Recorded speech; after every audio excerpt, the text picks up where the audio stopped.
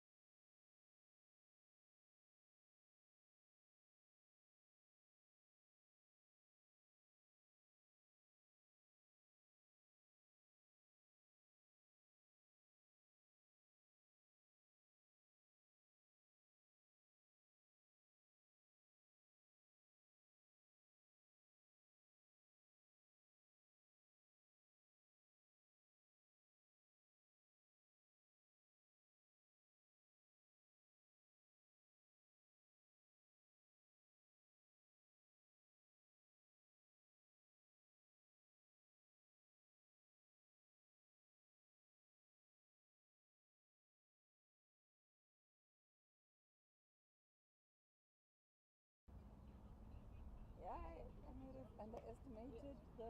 Then we're at the end of the world. No, but it's actually not that cold. People are still wanting to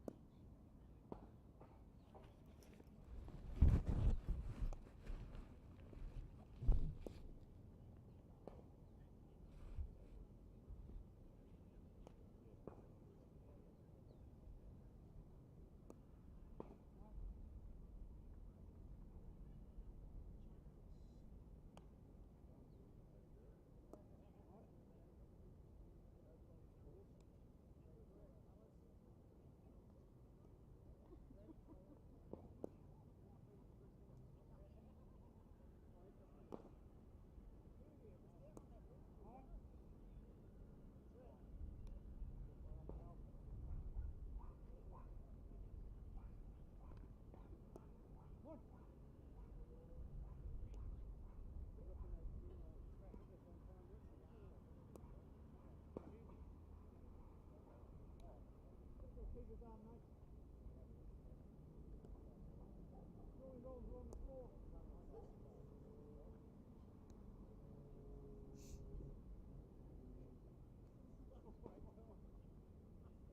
Cool, mate. Do that one with the gloves on. Sorry, Steve.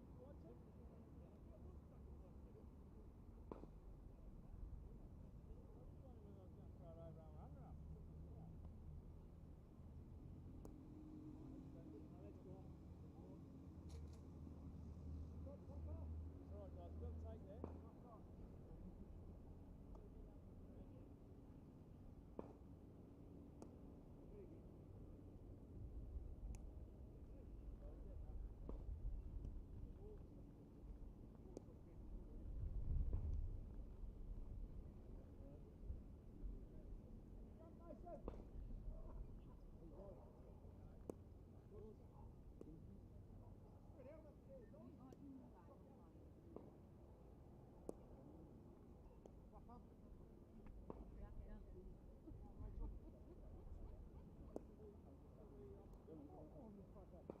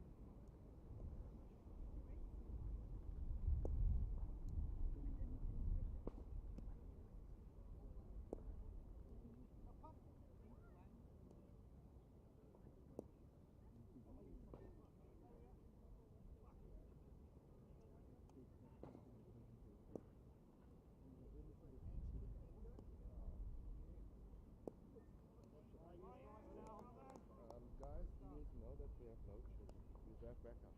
It's okay. We do have systems in place for load shedding, but is it 4 hours or 2 hours? 2 hours. 2 hours is okay. If need be, I can destroy generator. If need be. We will be okay because we do have the hub that's going to keep everything on. The production plan is going to be small. So we're just going to need, but as far as I know, Johan, he has an instrument that's going to keep that on. Okay. But I just need to check. Okay. Otherwise, I can organize a generator if you. That would be great. Okay, cool.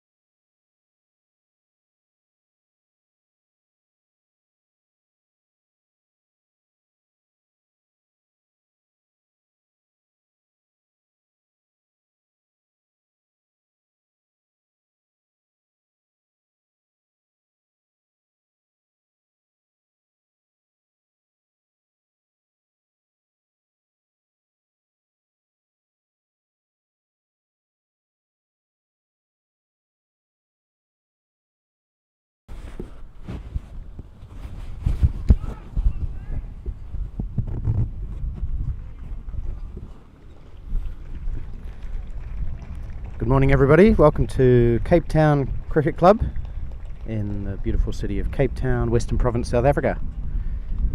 For this round right now, New Zealand batting first. They won the toss today. We are about 1 hour delayed. Lots of rain around yesterday in Cape Town, but it's fine today. It's windy, a bit blustery, not warm, but we're going to get a full day of cricket in.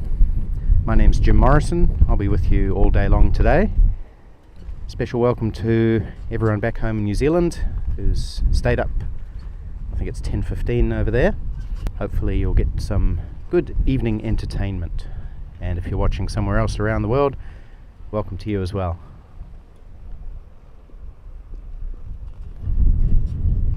All's in readiness. Richard Petrie and Andrew Hoare will be opening the batting for New Zealand, and John Rennie will be opening the bowling for Zimbabwe. So we've got quite a well-credentialed opening pair for New Zealand, both former first-class cricketers. Petrie also played international cricket, and John Rennie played international cricket for Zimbabwe. I believe he played 4 tests in about 41 days. So it's an all-star opening to this match.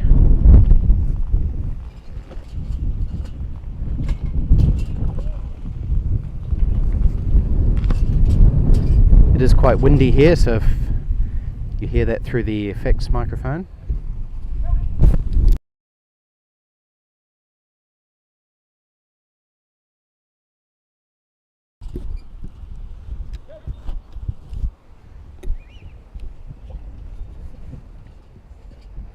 Everyone really excited and raring to go. We had a wonderful, glitzy, glamorous opening ceremony last night at Newlands. And now it's time for some cricket. So here we go. John Rennie, first ball of the World Cup to Richard Petrie.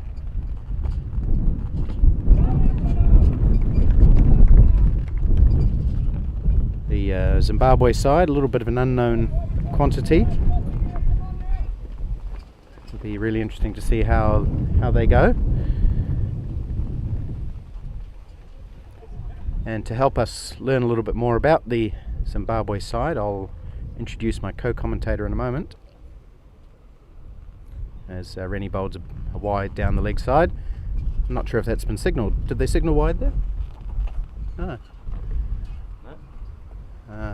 That's interesting. Anyway, I've got Gavin Lindsay next to me. Good morning, Gavin. You're Zimbabwean? Yeah, morning, Jim. Yeah, nice blustery morning to start. We're all happy to be on the field today.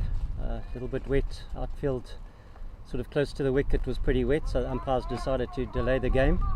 So yeah, really excited, and I think it's going to be a great game.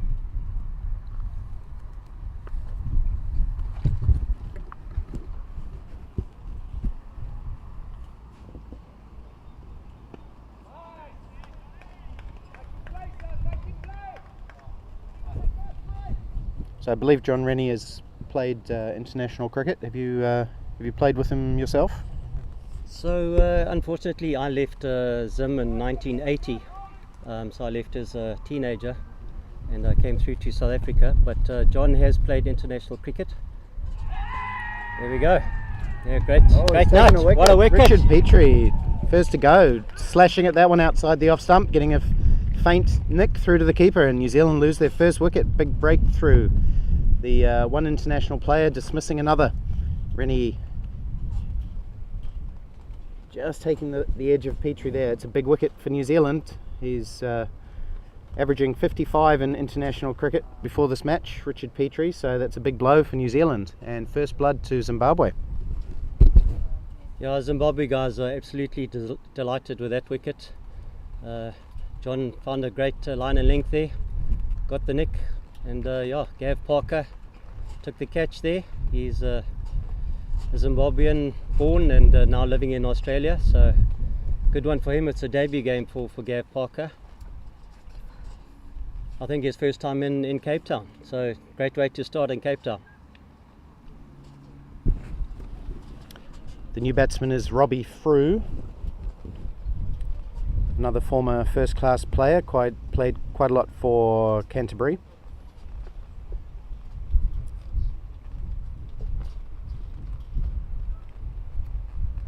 And he's coming in at first drop in the first over.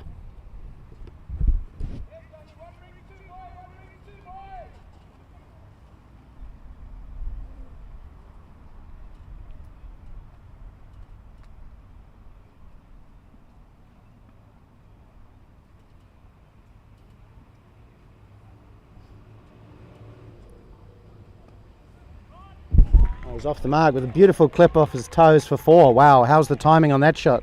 Just drifting into the legs, and he is strong off his legs, Robbie Frew, but that was some pretty good timing for your first delivery. And that ends an eventful over, a wicket in it, and a boundary to finish.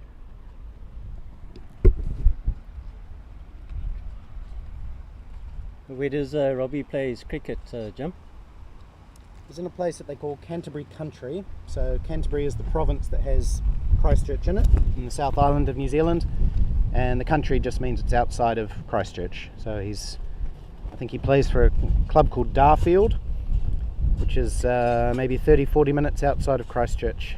And he played a lot for Canterbury at first class level, for Canterbury Country at the level below that, and quite a prolific run scorer in his time. Still plays decent level of cricket there.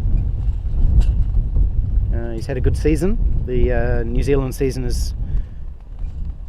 runs the same time as the South African one pretty much, so it's just coming to an end here. Now we've got Andy Walton opening the bowling from the commentary end. He'll be bowling to the left-handed Andrew Hoare.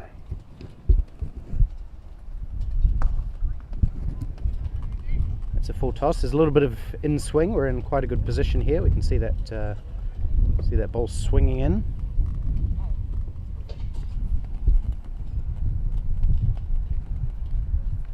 Can I go where he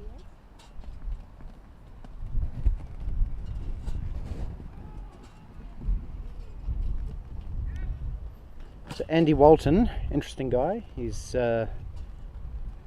played for a number of countries. He played over-50s cricket for Zimbabwe at the last World Cup, then switched to Australia, which is where he lives. That's signal to wide. So he actually played against New Zealand for Australia in July in the Tri-Series in Brisbane, and now he's returned to Zimbabwe for this World Cup. And he's also played indoor cricket for both Australia and England. That's correct. Yeah, let's watch this delivery. Whoa, that's Oh, it's a great shot. from Hoare. That's 6 runs. Wow, talk about timing. We saw some great timing in the last over from Robbie Frew, and this time Andrew Hoare picking that one up beautifully over the boundary for very, very nicely struck 6. Yeah, great shot there. I think as a left-hander myself, yeah, you like that one coming into you, and he really got it in the middle there.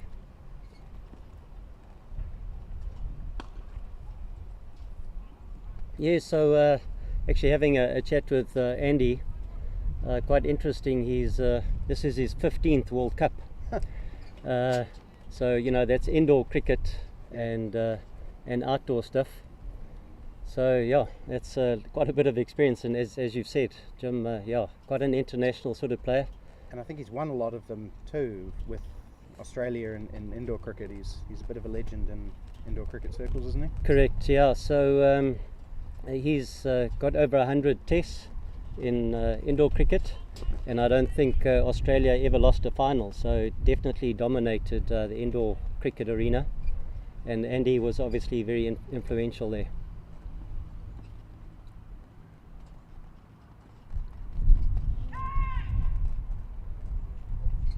Yeah, he's just a prolific sort of all-rounder, bowler and batsman, and yeah, he sets himself high standards. And he's 58 and he runs around like a 45-year-old. He definitely sets the example.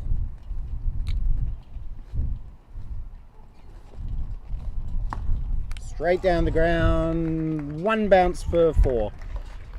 So again, Andrew Hoare not wasting any time, timing that beautifully, hitting it straight back over Andy Walton's head, and Gavin, my fellow commentator, has dashed off to retrieve that ball from behind the sight screen. Second boundary of the over, one of which was a 6, and New Zealand are up to 15 for 1 after 2. So it's been all action really in the first couple of overs. Wickets, 6s, 4s.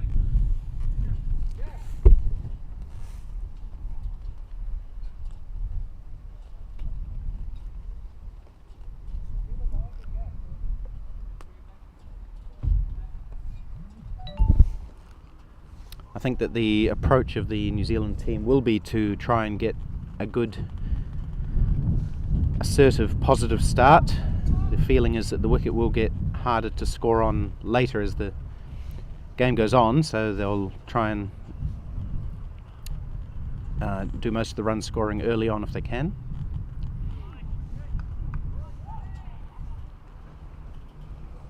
And Zimbabwe do have that really loaded batting lineup, the likes of Murray Goodwin, Stuart Carlisle, Craig Evans, Mark Burmester. Is Burmester playing today? Burmy is playing today, Craig Evans is not. Oh, okay. Yeah, unfortunately just a slight niggle for Craig, but I'm sure he'll be ready for the next one. So yes, Mark is playing. Yeah, so it's a really loaded batting lineup that Zimbabwe have, which means that New Zealand will need to get a good score.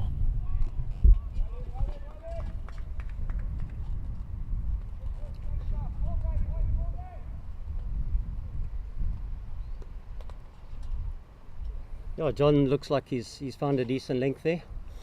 As you might have mentioned, Zimbabwe lost the toss, but pretty happy to bowl. I think there's a bit of grass out there.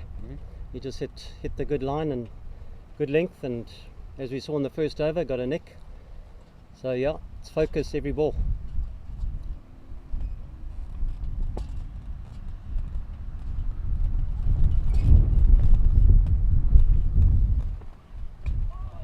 That one kept a little bit low, I think, Evan. It did, yeah.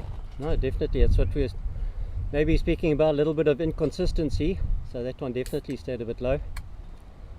The guys really need to be watchful there.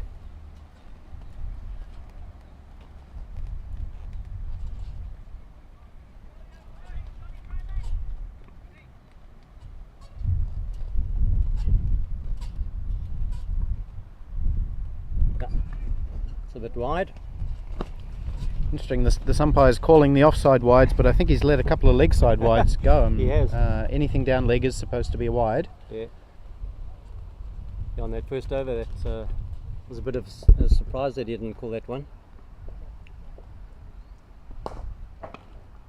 Yeah, good cricket there, nice and solid. Yeah. So there's 5 other games going on today, which we'll update you on throughout the day. Of course, seven teams in each pool. That's a total of 14. But on any given day, 1 team in each pool will have a bye. So for this round 1 game, the teams that have the byes are the new teams in the tournament. That's the UAE and the USA. So those teams not playing today, but everyone else is in action, and I believe that all the games have started. Some were a little bit delayed, like this one, but I think that they're all playing now, which is great, because it really didn't look like that yesterday with all that rain around, did it? Yeah, no, agreed. And were you there at the opening ceremony there, Jim? Oh goodness. Jeez, how's that? You're right there.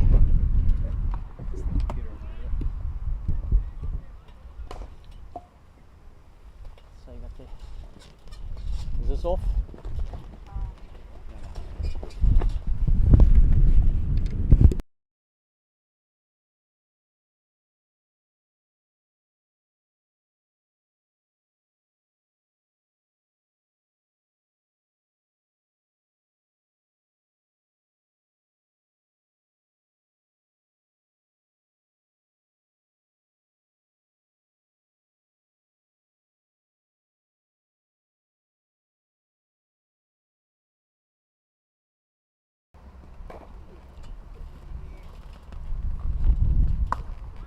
Again, Walton going full and getting some in-swing, but not enough to trouble Andrew Hoare so far. He's looked pretty comfortable against Walton. These two would have played each other in July. Well, they did play each other. There's multiple wides here. It's beaten the keeper, so they've run one, they'll run a second, plus the wide makes 3.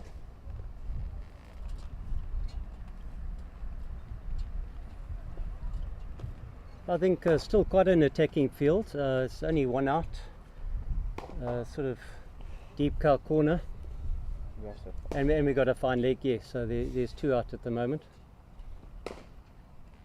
If you're not familiar with how these Over-50s internationals matches work, I'll explain in a moment. As Hoare swings that one down to one of those men who's on the boundary, that's the fine leg fielder, and takes 1. 15 overs. For the first 15 overs, the fielding team can have 3 fielders outside the 30-yard circle. For the second block of 15, you can have 4 out, and for the final block of 15, you can have 5 out. I think that it makes it more fair, and especially the batters up front, they look to go over the top in those sort of first 10 overs, and hence I think the ruling with regards to that. Nice little tickle down to fine leg.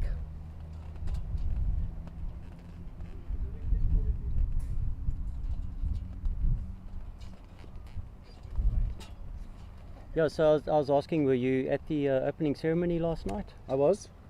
Yes, it was great fun. All the teams were dressed in their national garbs. It all looked fantastic. Swung. That's another great shot. Yep, that's come down here. 1 bounce. Oh, it's plugged actually. It's not going to go for 4 runs. Yeah, it has gone for 4. So he swung that high in the air, did Andrew Hoare. No, Oh, that was 4. no, I think it just touched.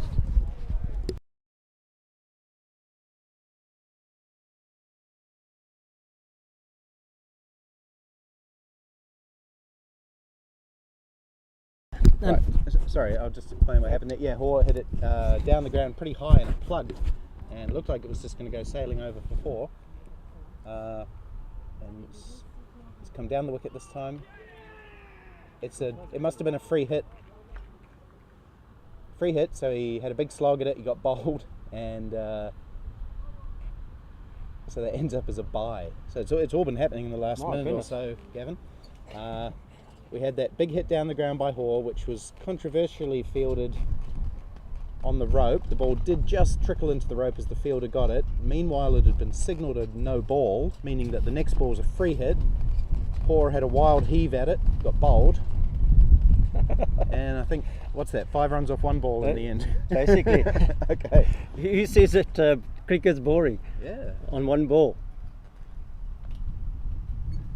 I need to do some helmet duty there, Jim. Okay, mate.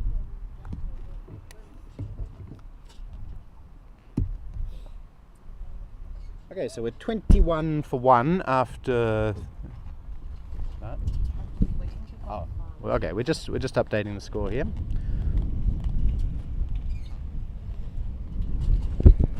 Yeah, so unfortunately, just before our game, our captain Daryl Goodwin has got a bit of cramp. So I think a very noble decision to actually back out of the game.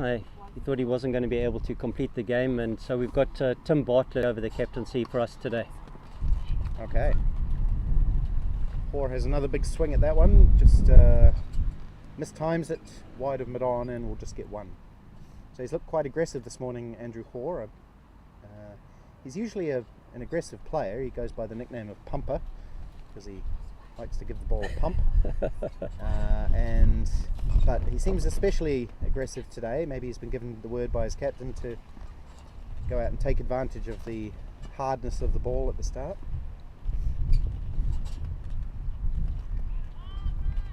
Yeah, it's wide down the leg side, unfortunately. It's well taken by Gav Parker there. So from what I've seen of Rennie, and I did watch him a little bit in that quad series, is he does bowl a fair number of wides. He's got the ability to bowl some really good balls, but his wide count is often up there as well. Yes, I was quite fortunate. I played in that quadrangular for the SA Invitational side, and that's where, got to meet all the Zim guys again who I did bowl a few wides. He does swing it a hell of a lot though, Jim, so if he gets that line wrong, it's going to keep drifting. That's a screamer. That's a great ball.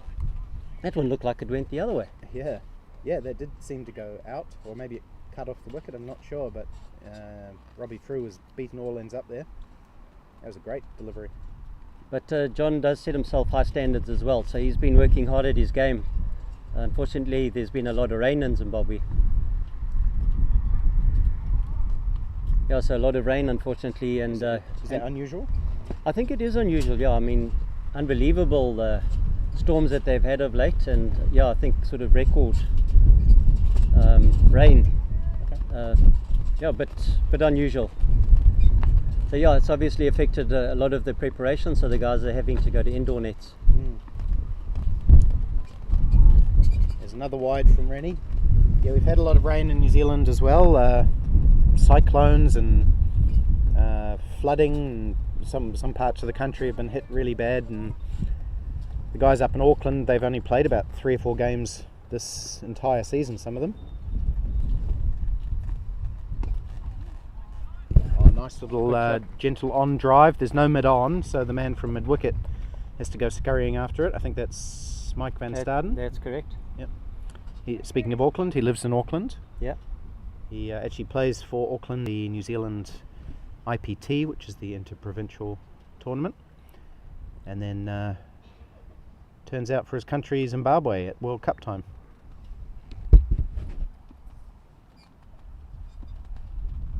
Oh. Big swing there. Yeah, Mike, super excited obviously to be representing Zim, but yeah, he's got a lot of mates there in New Zealand, so I saw him singing the New Zealand anthem actually. There we go. Yeah, look, I mean, you live in the country, and that's modern day cricket. Guys all over the place, and yeah, if you live in the country, there's still that that moment of proudness. Now guys, I thought you guys did pretty well with the national anthem there, singing without any music.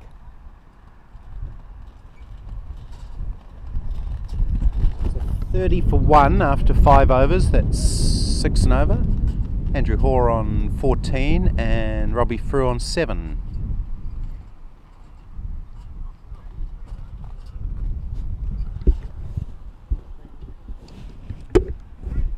So continuing with Andy here. Looks like a bit of a change in the field, getting a little bit more defensive, looking deep mid off and deep mid on. Yep, long on and long off the back. Going to be more extras here. It'll be wides +2, so it'll be hurting Zimbabwe early on. They took that early wicket in the first over, but since then the Kiwi batsmen haven't looked too troubled, and they've been gifted quite a few wides.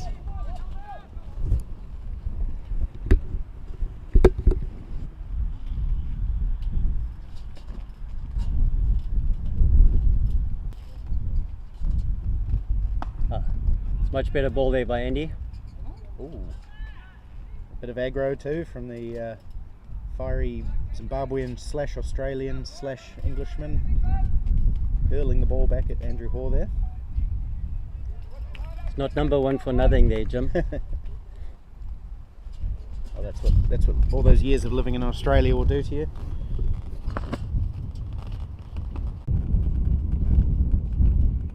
Yeah, I think with Dash, he bowls wicket to wicket, and makes the batsman sort of play unnecessarily different shots to what they used to.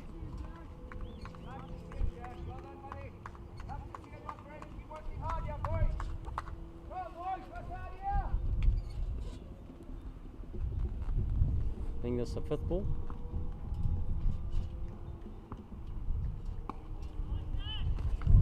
So Robbie Frew's been quite watchful in this innings, 20 off 47, but he is the sort of guy who builds an innings like this. He'll often set himself to bat right through an innings and start off with a slower strike rate and then pick it up as and when needed. And with his team going at 6.5 and over, he hasn't needed to take any risks, let alone off that good first over from Dash Vagmaria.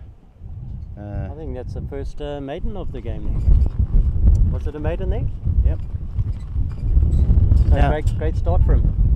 Now Vagmaria, what sort of name is that, Gavin? What ethnicity I would? think, it must be of Indian sort of heritage, but he's lived in Zimbabwe his whole life. Parents, I think, also lived there, so did all his schooling there, and I think he represented Zimbabwe at junior level, and played in a lot of the games, the likes of Pakistan that came through to Zimbabwe, and played in all those games. So he's got quite a few test names under his belt, and very proud of it.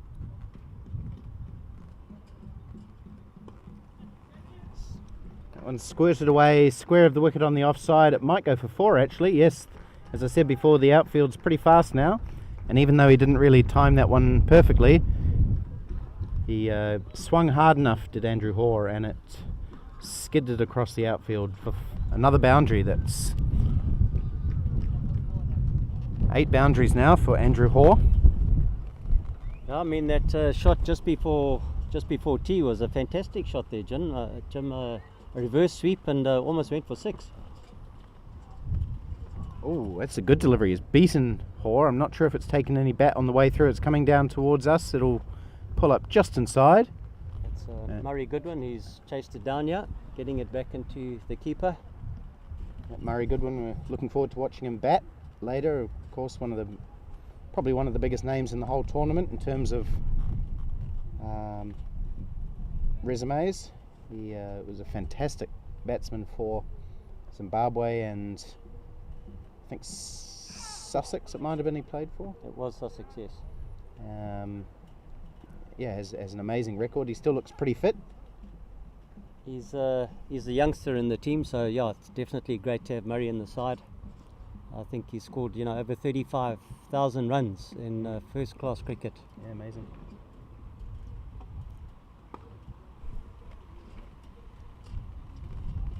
Little misfield there by the mid-on fieldsman will allow them to come through for another single. So there's a good ball earlier in the over, that one that beat Hoare. I don't know if it was given runs or not, but it looked like it turned a little bit. Gary Spence, I don't think he turns it generally as much as Vagmaria does. He doesn't look to put as much on the ball, but he's pretty accurate, and he's taken, well, none for 25 halfway through his 4th over. So not terribly economical, but I wouldn't say he's bowled terribly.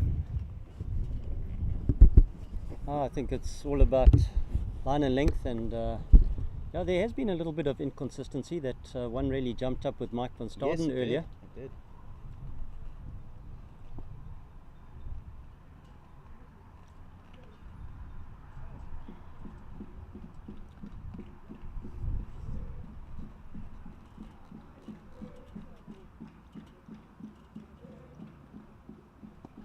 I'm not sure if you can hear through the effects microphone the supporters that I was mentioning before. They're local school kids who've maybe been given the day off school, and they're celebrating by singing some songs for us.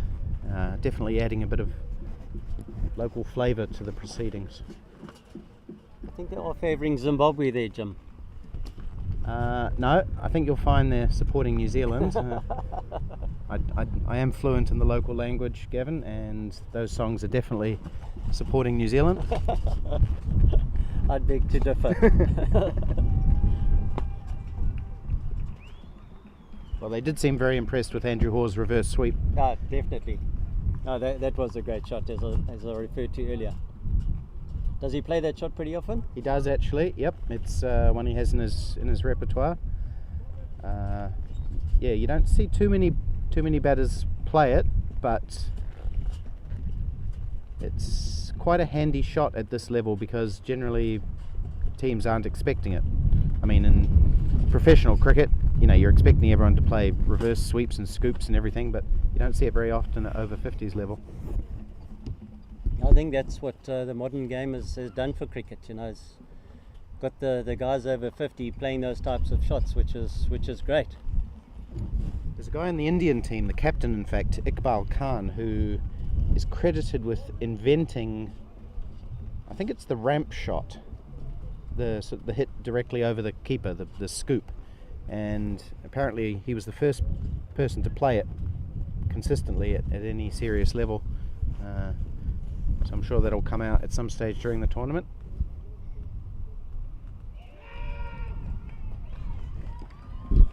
Now there's Dash trying to make the batsman come out of his crease, and that's what he'll do. Trying to outthink the batsman there. So this is going to be a good tussle.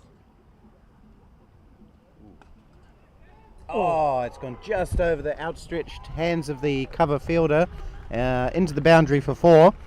But exactly what Gavin was saying, Vagmari attempted Hoare into that shot. It was floated outside the off stump and Hoare had to stretch for it. He didn't quite get there, and there was a definite, well, opportunity, I suppose. It wasn't a chance because he didn't get his hand to it. Was that Andy Walton? No, that was Kelly Bennett. Kelly Bennett. So he did his best there, but it was just over his head. But false shot. So well bowled from Vagmaria.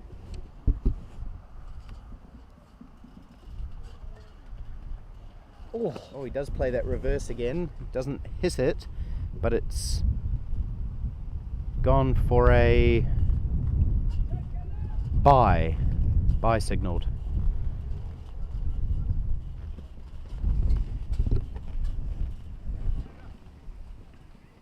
So I hope we're now coming through loud and clear, and audially and visually, wherever you are around the world. Might be a little bit late in New Zealand. What would it be, 11:30 at night? Maybe some of you are still up watching, hope so. Has there been quite a lot of support, you know, from the New Zealand supporters, you know, especially Facebook and the like? Yeah, well, it's building all the time as Robbie Frew hits one down the ground. Building all the time. We've got a lot of players now. 8 teams at our national tournament, and we've tried hard to promote it through social media and things like that. And we've got over 40s cricket in New Zealand now, so it all falls into veterans cricket. We've got 60s and 70s as well, so yeah, I'd say there's a fair amount of interest. Andrew Hoare has interest in that shot, which is smashed through mid-wicket for 4. There's 2 fielders there, but he's bisected them. I always get that word wrong. Bisected. He's bisected the field with a bit of a heave, to be honest. It wasn't his most beautiful shot of the day, but effective again. He's up to 67 off 53 now. 11 fours and a 6. His first over 50s 50. And this one's coming down towards 6 runs. Just lands about 10 centimetres over the boundary. It was a full toss. He took a couple of little shimmies down the wicket and caught it on the full and slapped it over long on for 6. His second 6 of the match. Yeah, he hit that pretty sweetly. He's really settling in here for Zimbabwe. Yeah, big wicket to get now. So maybe there's going to be a change in bowling. And yeah, it does look like that. Looks like Mark Burmester. Mark Burmester, another former international player. We'll talk about him in a moment. Andrew Hoare, he's flattered to deceive at international level. He's had a few chances and he's always got starts, but he's thrown his wicket away. He's been, you know, caught on the boundary or caught at mid-off and stuff, and so this is great that he can show what he is capable of. A former first-class cricketer, Andrew Hoare, and he's done well at domestic level at over 50s cricket in New Zealand. Scored 145 in the IPT final a couple of years ago. So no, looks like we're continuing with Spence. With Gary, correct. Yep. That looks pretty good. Shout, LBW given. There we go. So there's the second wicket. There's the breakthrough that Zimbabwe wanted. And Robbie Frew, usually pretty good straight and off his pads, but it all happened in slow motion, that one, didn't it? It was quite casual. He was trying to maybe turn it on the leg side, missed it, and it was straight. No question really from the umpire. And Robbie Frew is dismissed. We'll get you his final score in a moment, but that's the breakthrough that Zimbabwe wanted, Gavin. Yeah, that's fantastic. Maybe Burmy gave Gary a bit of insight there when he handed him the ball before that over. So yeah, great wicket for Zimbabwe, and yeah, hopefully there's a couple more to come here, Jim. 21 for Robbie Frew off 51 deliveries, so he looked good, but he never really got out of second gear in that innings. And that's the end of a pretty good partnership between Hoare and Frew, and it brings the New Zealand captain Adrian Dale to the crease, the premier batsman in the New Zealand side, the leading run scorer for New Zealand both at international and domestic level. He scored, from memory, 471 runs in international matches at an average of about 42, and he scored about 1800 runs in all over-50s cricket at an average in the mid-50s. The former Glamorgan professional, played about 15 years of county cricket before moving to New Zealand, and I hope I haven't built him up too much. Commentator's curse, hopefully not.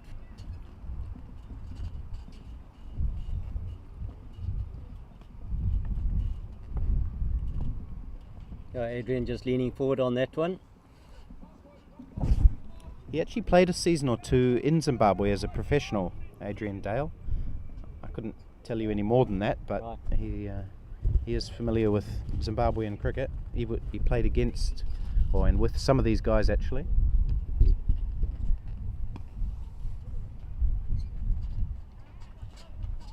Just looking to get his iron.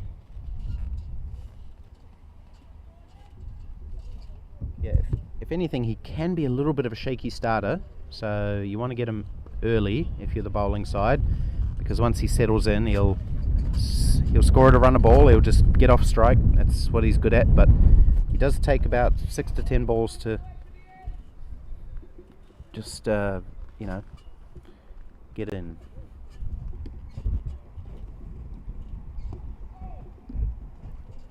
Jim, it seems like you've done a hell of a lot of homework on the players, yeah?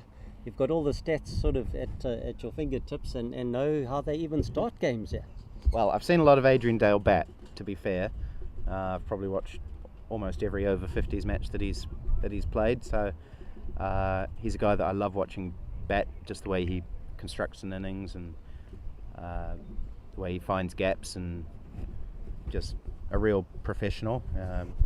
Really nice to watch. And I sort of know what all the others are up to. Hopefully some of the Zimbabweans as well. Maybe not quite as up to date with all their stats, but I'll get there. As we know, you're the professional commentator. I've just been pulled in to help, so I'll rely on you to then provide all the stats for the remainder of the game there. Yeah, another good ball by Gary. Goes by the nickname of Gaza, and yeah, That's original. that's obviously, but yeah, good over there, and a good wicket for Zimbabwe, as we said. So yeah, just reverting back to sort of social media and that, I have been sort of watching the Spirit of Cricket with Anthony Telfer and Peter Walsh, and yeah, I listened to Adrian's interview with the guys, and yeah, seems like he's done a hell of a lot for New Zealand cricket, and a very humble guy. He is, yes, lovely chap, and he did work for New Zealand cricket. That was his job until about 4 years ago, I think. He came over to New Zealand originally as an overseas professional at the Cornwall Cricket Club in Auckland. Married a New Zealand lass, and he's called Auckland home ever since he stopped playing professional cricket, I think. 15, 20 years.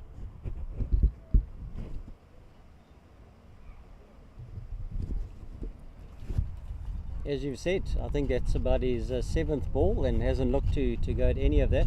So sticking to his guns, been very watchful.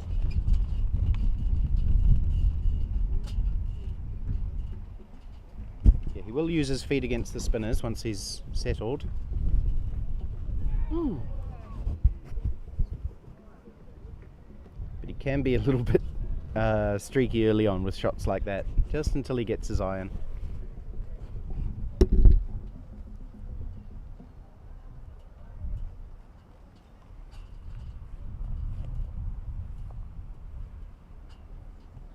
Over we in now? 20th. 20th over. Yeah, halfway through the 20th over now. That partnership between Frew and Hoare was about 120, so that was an excellent effort from them. And New Zealand still going at 6.4 and over. And they still have lots of batting to come. But of course, who knows what a defendable target is against this Zimbabwe batting lineup.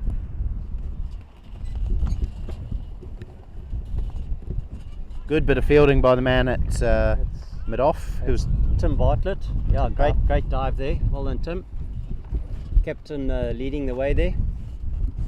oh, he's captain today, is he, in the place of the injured Daryl Goodwin? That's correct, yes. Oh, Tim done a lot of captaining in his day, especially club cricket, and at the quadrangular they sort of swapped it around between Daryl and Tim.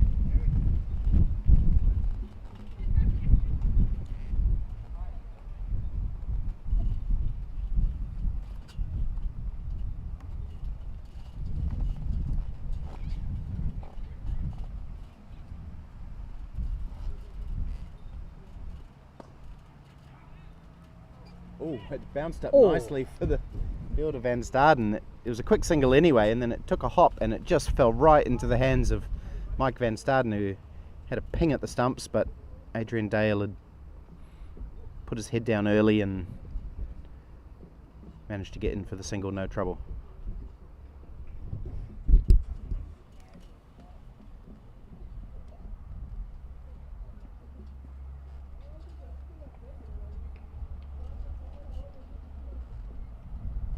There's that wide delivery again from Vagmaria, trying to tempt Andrew Hoare.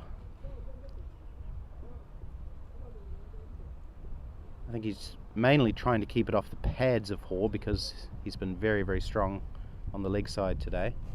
Maybe not quite as convincing on the offside.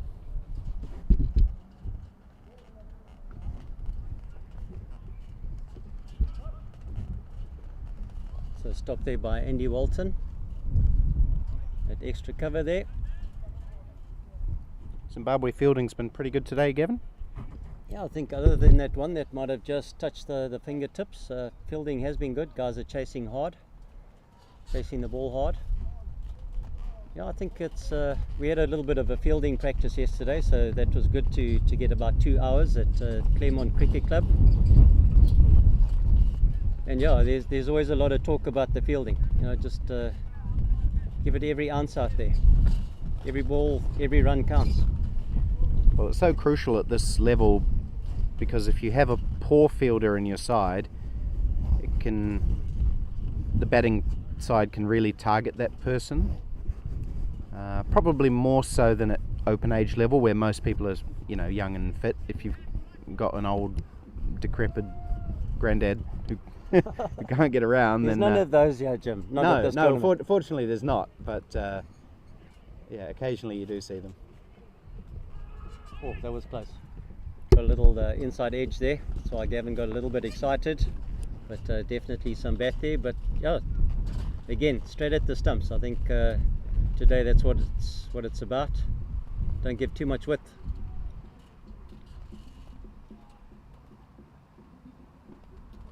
Yeah, Gary's definitely found his line here, and he's just sticking to his guns in and make the batsman play. So again, Adrian's very, I would say, circumspect, very watchful, and it'll be interesting to see how long he continues with that strategy. There we go, a little bit more aggressive as I talk. Nice shot into the covers. Is looking solid though, even though more defensive.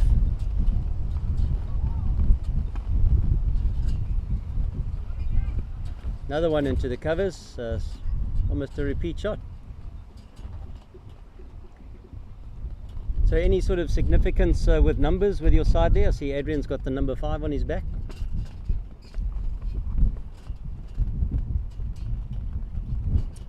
Yes, it's just the number. Players get their number assigned in order of when they made their debut. So Adrian Dale was in the first ever New Zealand team back in 2018, and he was, I guess he batted number 5 that day or something like that.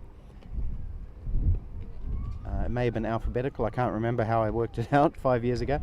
And then each new player who comes into the side gets the subsequent number. So Andrew Hoare is number 21, I believe. That means that he was the 21st player to play for New Zealand.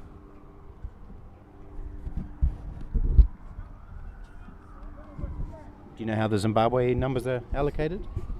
Yes, I was given my date of birth, so 67. So, Okay. but the rest of the guys, I think it's basically their favourite numbers that they were asked, and yeah, so we don't have a chronological sort of order of things. Okay. More a favoured number.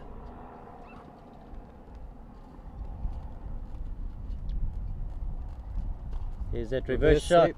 Wow, beautifully played this time. He's hit it as well as most people would play a regular sweep. The reverse sweep goes square on the offside for 4 more. Andrew Hoare up to 78 from 59 now. What a great innings. 12 fours and 2 sixes. And he's not too far away from 100. That would be the first century of the World Cup. I'm pretty sure I haven't checked all the scores, but I don't think anyone's close to 100. So great batting from Andrew Hoare, the Dunedin man. Hopefully his wife Carla is still up watching. If you are, hello Carla. And well, he's going to add 6 more to it with a beautiful strong shot down the ground, which glides over the mid-off fieldsman and over the long off boundary for Andrew Hoare's 3rd 6. So he's timing the ball beautifully today, and he's up into the 80s.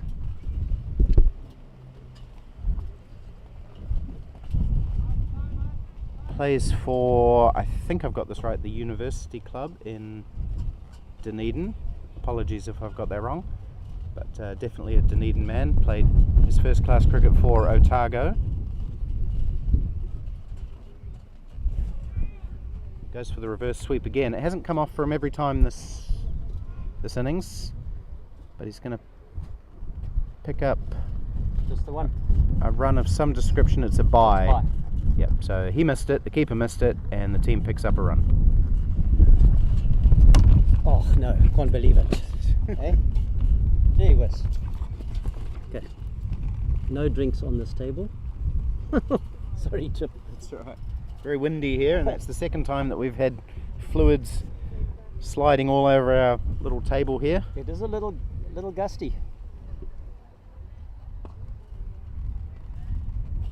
It was a blue sticky one this time, the local sponsor's product. Last time it was water. Vita 24 sponsoring the vitamin drinks for the Over-50s World Cup. Quite tasty. I think more importantly, the beer is Devil's Peak. That's also the sponsored beer for the tournament, and we'd like to thank them for their support. They actually supported in Johannesburg, if I can speak a little bit about the South African setup. Oh, Adrian great shot. Dale down the ground, 1 bounce for 4, so he's opening up 2 now, using his feet, just shuffling down, and that was just a classy shot from the New Zealand captain. So he's taken his 10 balls to just defend and get the pace of the wicket, and now just hitting that dead straight, 1 bounce for 4. Sparkling still. Still, please. Yeah, just another one of these would be great. Thank you. Yeah, sorry, go on. What were you saying? Yeah, so yeah, in Johannesburg, they supported it. It was our inaugural IPT tournament in Johannesburg that we had in October, and yeah, Devil's Peak were sponsors there together with Evergreen, and you know, from that IPT tournament we then had the quadrangular tournament, which was the South African side, Zimbabwe, Namibia, and was supposed to then be UAE as well, and you know, a prelude to the World Cup and a bit of a warm-up as we watch Gary here. And we're going down to try and sweep that, didn't get hold of it. And yeah, I had the UAE unfortunately pulled out because they couldn't organise a few visas for some of the players, so they then put a SA Invitational side together, and that was in December. So another great tournament, and the sponsors were there in full force, so we really appreciate what they do in helping Vets cricket. Yeah, all of these players are self-funding all of these events, so sponsorship is always very, very welcome. I'm sure any of the teams would love to get some sponsorship. Or goes for the reverse sweep again, doesn't really connect, and it just dribbles out for a single. So if you're watching this anywhere and you are interested in sponsoring, or to any extent really, any team, then just get in touch with the local Over-50s association, and they'd love to hear from you, and there's some great opportunities. I mean, speaking about that, last night, you know, we have Barry Richards, we had Mike Proctor, Omar Henry, you know, those legends of the game that are the ambassadors of Vets cricket, and yeah, just lovely to chat to those guys. And we saw Barry here this morning, and yeah, he actually handed out a couple of caps to the New Zealand players. Yeah, he did, and that would have been a great thrill for those guys, getting your New Zealand baggy cap presented to you by the great Barry Richards. He did that same honour for the team back in 2020 as well, so I asked him if he'd be happy to come down and do it again today, and he agreed without any hesitation. Lovely chap, and he's still here, I believe, watching the game.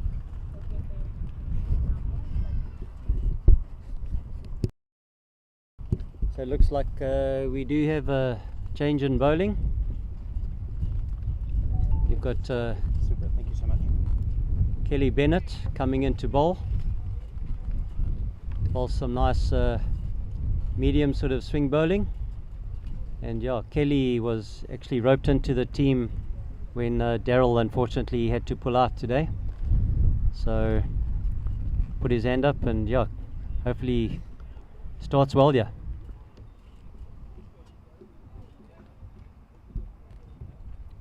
number 16 on his back.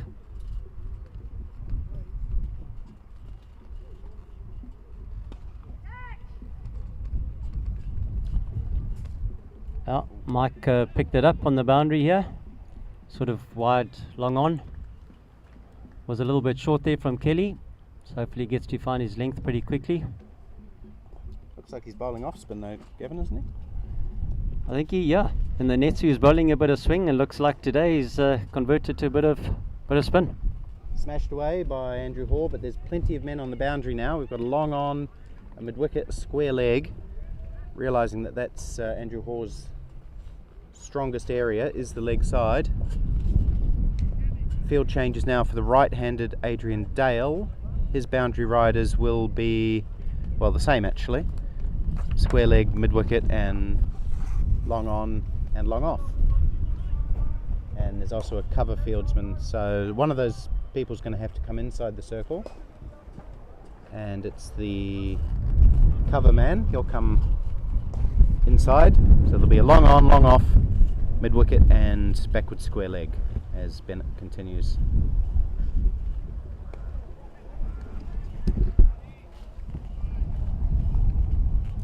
Do you know anything about Kelly Bennett's cricketing history, Evan? Play a lot of club cricket. Don't think he got a chance to play international stuff. Oh, that took a lot of turn there.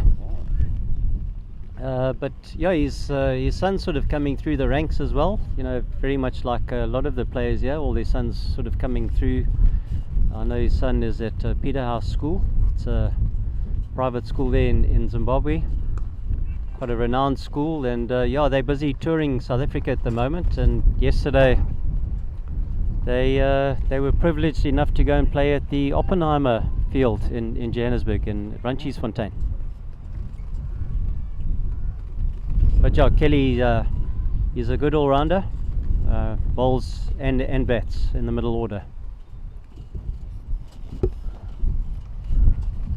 Oh, that's a pretty bad delivery, to be fair. Big full toss on leg side, and Andrew Hoare, in the form that he's in, doesn't need a second invitation to smash that down to the long leg boundary for his 13th boundary, and he's up to 92 now off 68 balls.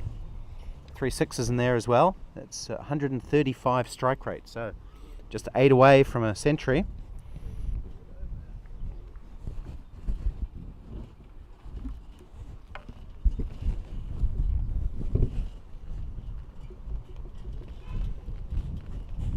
The New Zealand team had a net session yesterday morning, and Andrew was not batting very well in that net session. He got out a few times. He was a bit unhappy with himself, and he was wondering if he was going to be able to score any runs today. Well, he's shown that a bad dress rehearsal makes a good performance sometimes. 92 he's on.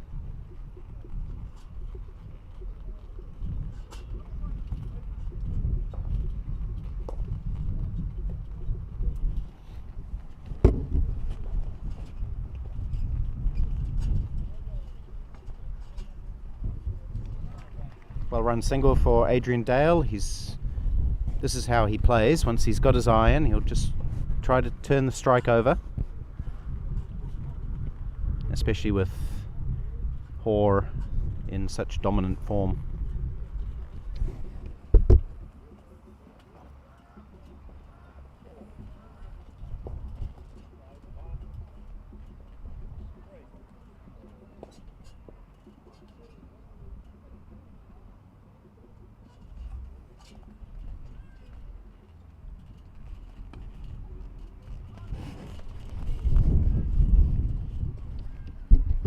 Little single there for Andrew.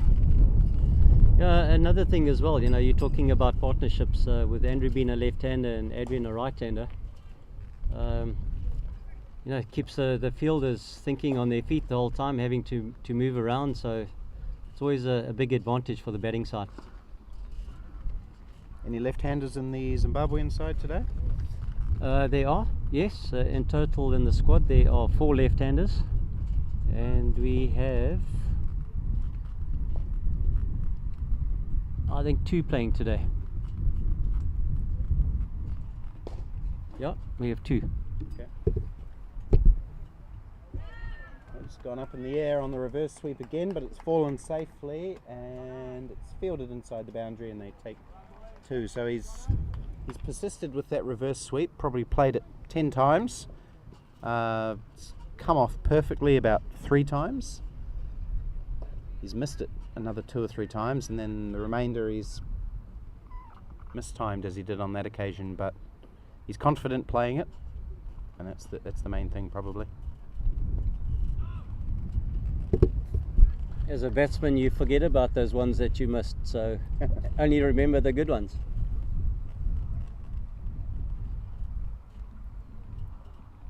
He's looked solid all day. I think, what have we got? About 5 runs to go for his century. Yep, exactly. He's on 95. New Zealand 155 for 2 after 25 overs. That's 6.2 and over. And so we're past the halfway point, Gavin. We've got 20 overs to go. I think New Zealand be looking to score at least 7 and over for those remaining overs. That would take them up to 270. which is a pretty good score in these 45 over matches.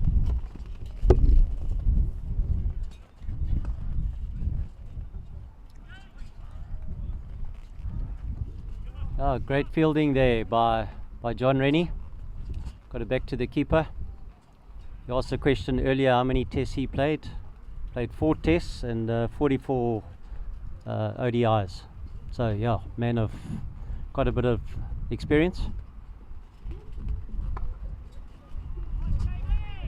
Yeah, you know, getting back to 270, it would be a hell of a score, yeah. I think if we had won the toss, we definitely would have batted as well. Apparently it does crumble a little bit later. Obviously you need to make the best of the conditions. But yeah, 270 here I think would be above average score on this ground, speaking to the locals. Kelly's finding a little bit more rhythm, yeah.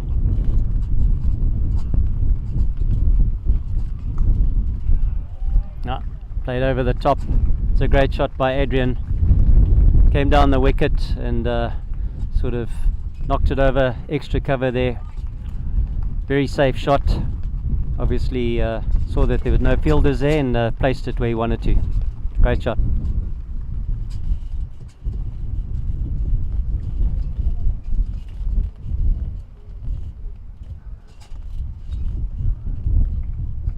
So having only lost the 2 wickets, New Zealand, and having a lot of batting to come, that 270 that I suggested before might actually be the minimum they'd be looking for. That's based on 7 and over, and unless they do something silly, they should be able to get more than that, so I'd be aiming for 300. We've got Adil Samani in next probably. He's a good hitter. We've got Mason Robinson, Kelvin Scott to come, Jason Campbell. I'm sure I've missed someone important, but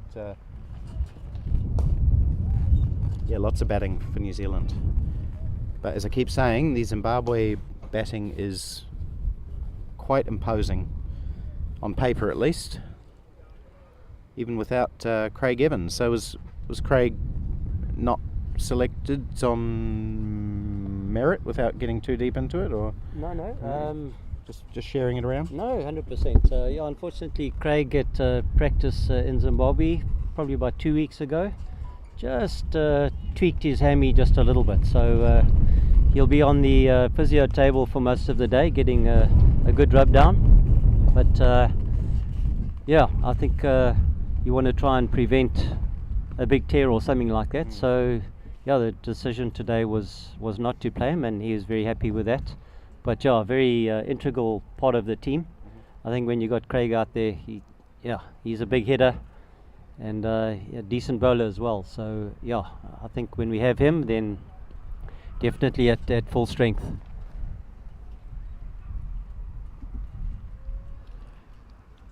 Gary's definitely working hard here, trying to keep the runs down, the batsman in.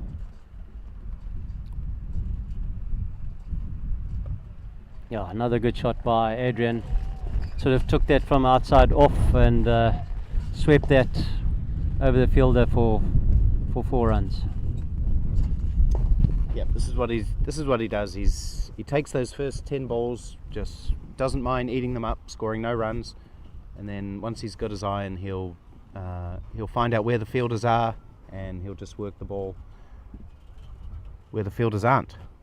And so he's played 2 really nice shots, really comfortable 4s in the last couple of overs. It was a nice slog sweep square. So I was talking about who might get the first 100 of the tournament. Andrew Hoare is close, he's on 95, but just looking at the England-Namibia game, they've got 2 guys who are very close as well. David Snellgrove is on 90 and Steve Chapman's on 83, so it's looking like possibly a 3-way race for that 100 mark as Adrian Dale gets another single on a misfield. If you're interested, that score 229 for 1 England against Namibia after 36 overs. Can't see what the run rate is there, but it looks pretty good.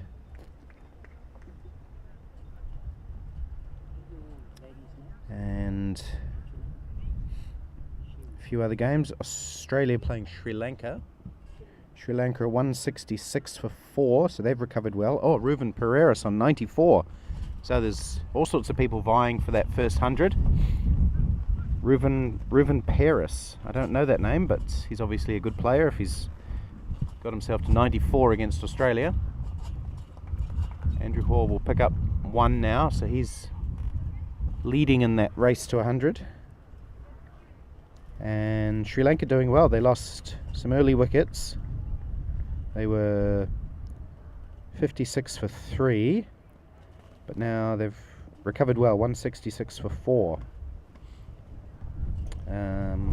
What else is going on? South Africa, they're playing India. South Africa 199 for 5, 2 overs left in that innings, so not a huge score.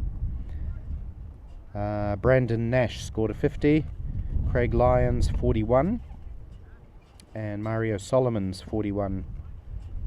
So that one's interestingly poised as well. They must have started on time there, Jim. I think so. To be through that, yeah. I think they did. And Wales against Pakistan, 131 for 7, Wales. Ewan Rees, the best batsman on that side, showing again that he is the anchor in that team. 55 for Ewan.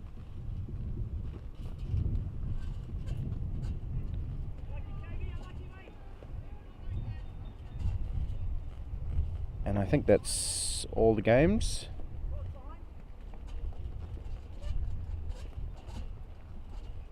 Six games every day. 2 teams have a bye, and that equals the 14 teams that are playing in this tournament.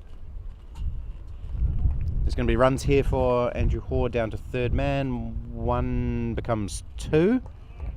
Well run. So he's up to 98 now. Not sure if the players know. They probably do.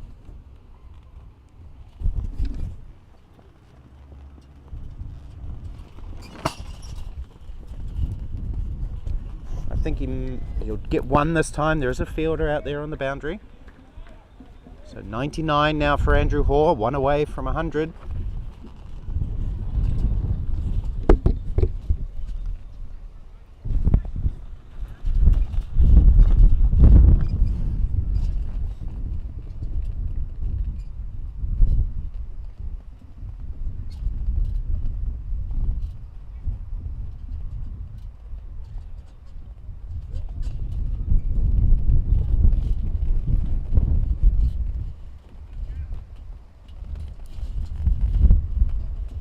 Big swing there from Adrian for no runs there.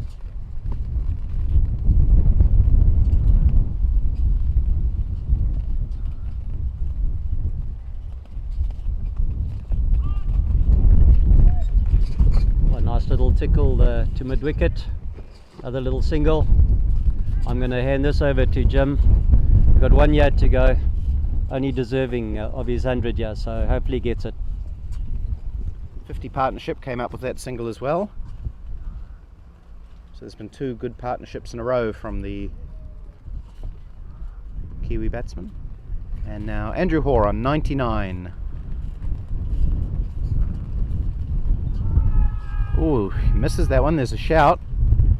I was a little bit obscured as to exactly what happened there. The umpire's hat has flown off, not for the first time today, and it's rolling end on end right down to long off, where it's fielded casually and returned to the umpire, so he won't get the 100 off that ball. Still 1 delivery left in this over.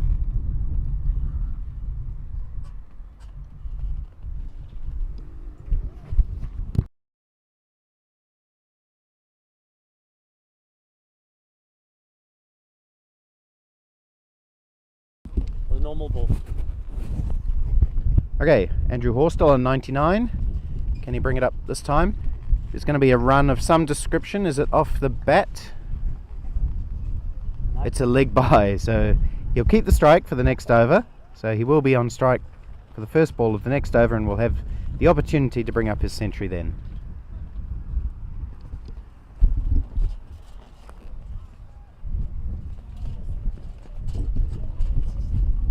172 for 2 New Zealand. It's a 51 run partnership following the 120 something run partnership between Hoare and Frew for the second wicket.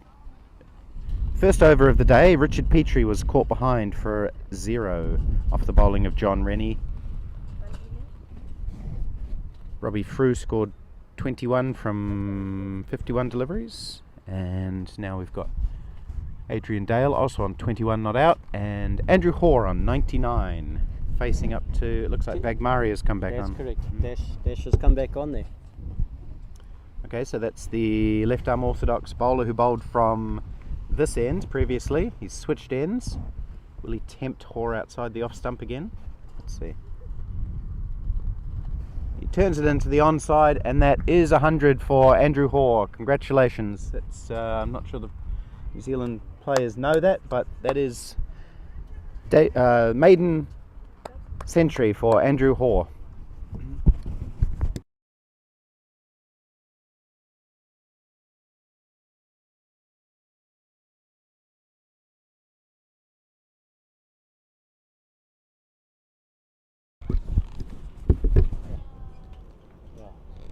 You were trying to tell them that.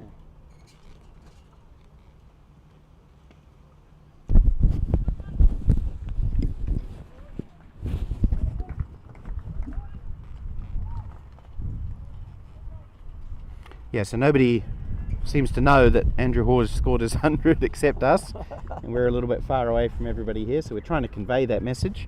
But brilliant innings from Andrew Hoare, 100 off 78 deliveries, 13 fours, 3 sixes.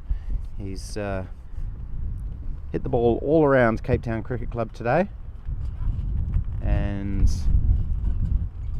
he does so again now with a little guide down to third man.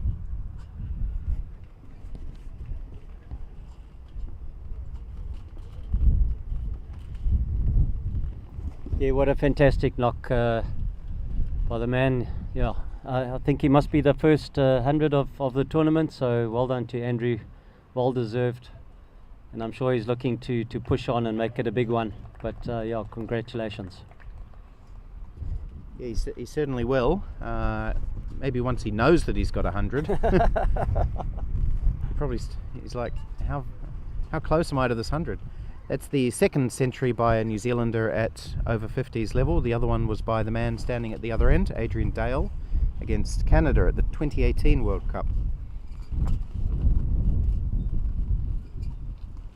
Oh, and he's played an amazing reverse sweep for 6.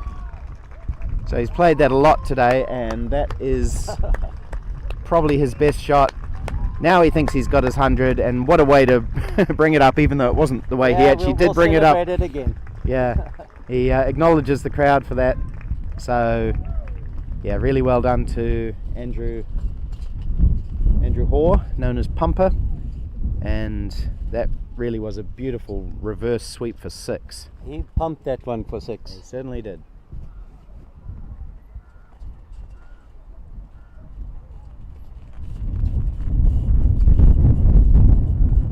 Didn't get that nickname for nothing.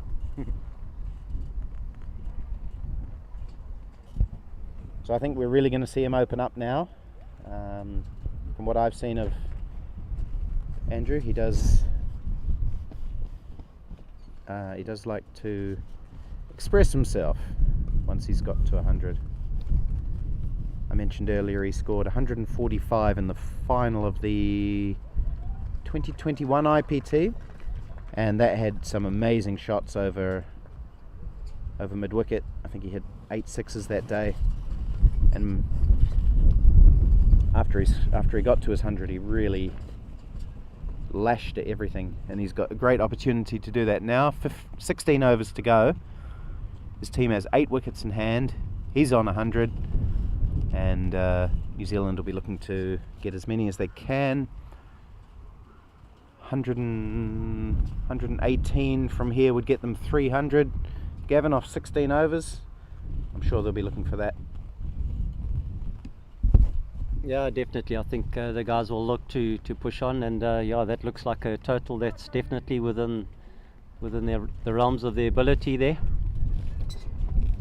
So yeah, the fielders are going to have to really be very watchful. Yeah, any catches that come their way, very important to take it.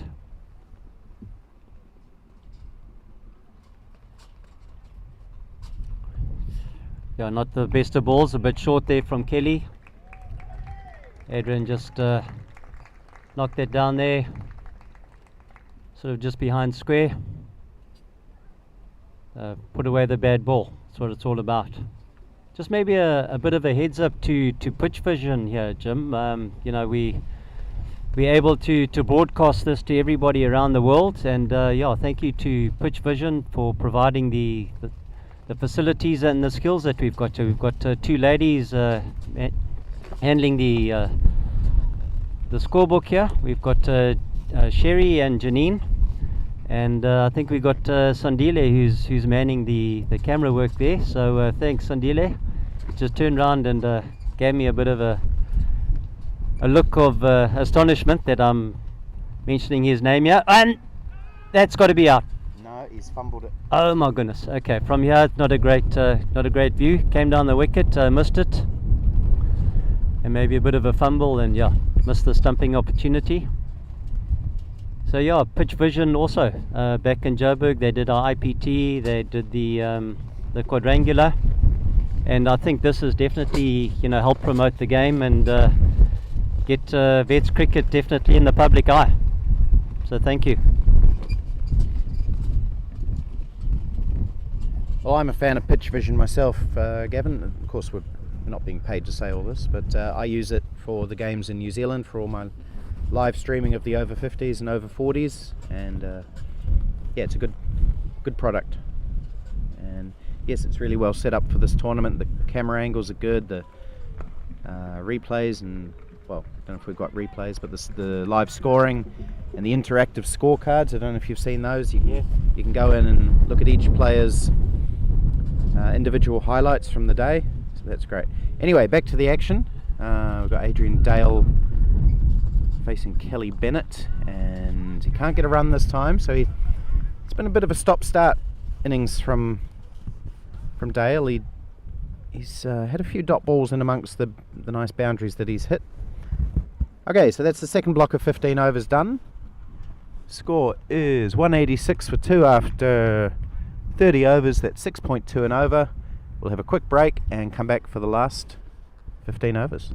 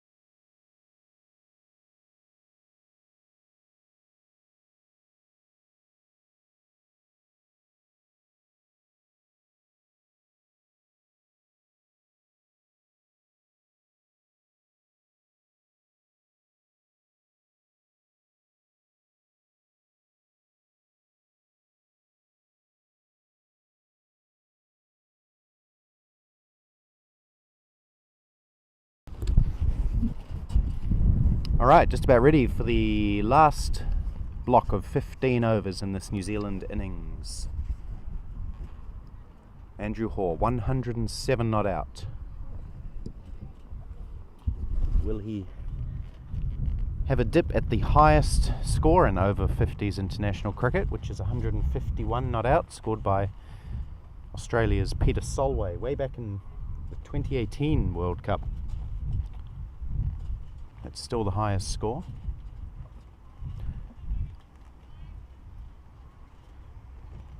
Andrew Hoare has plenty of time to do that, as we see Mark Burmester bowling his first delivery, just a military medium pace.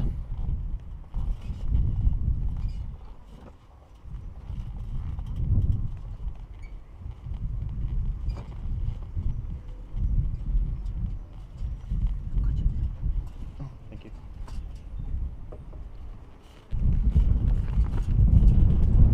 So in terms of the other players who were close to centuries before, we'll just check those guys from the other game. Reuven Paris from Sri Lanka. He didn't quite get there. He was run out for 94, so bad luck for him. Sri Lanka 186 for 6 after 40 overs. So that's an interesting setup there, that game.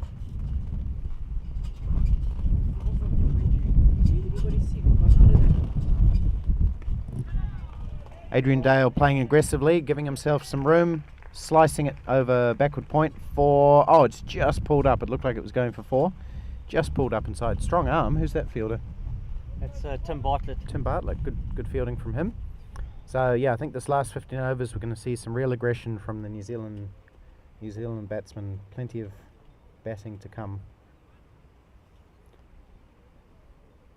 And we have had 2 centuries scored by England against Namibia. David Snellgrove and Steve Chapman both bringing up 3 figures.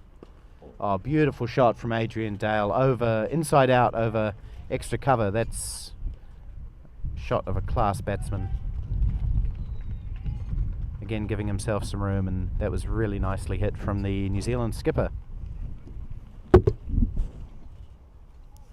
That was a good shot. So, don't know if you mentioned, we got Mark Burmester into bowl here. He actually looks like there's some nice shape there, swinging away from Adrian, and yeah, Adrian just got hold of that one. Oh, there we go. Still that swing there. Burmy is yeah, wanting to pull this one back. Very competitive cricketer. I think he played 3 or 4 tests for Zimbabwe as well as quite a few ODIs as well. Now they've got a bit of protection out there, so it's only a single. I think Burmy took the first wicket for Zimbabwe in an official test match. Okay. Yeah, so he won't be happy with that. I'm sure he wants another over to have a go.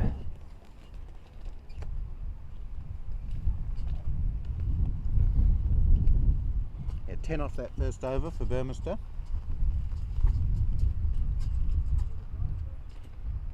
It's a difficult time to come on and you know, bowl your first over, and the guys are well set, and you got basically 200 on the board.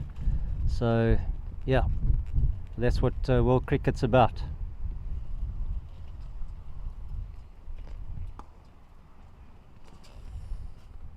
Bit of protection there, sort of wide mid on, out to Murray Goodwin. Just a single to Adrian.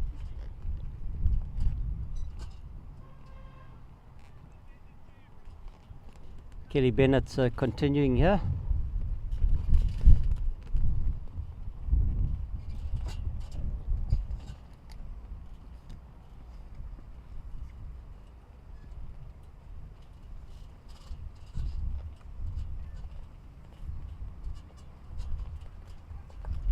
Again on the reverse sweep, Andrew Hoare, and it's not gone to the boundary this time. I wonder if the fielder took a little bit off that one. seemed to time it quite well, but it's pulled up inside, and 3. I think that might be the first 3 of the day, Gavin. Yeah, that's correct. Yeah, so it looks like that particular end of the field is holding up a bit, so the guys have to really hit it hard to get a boundary on that side.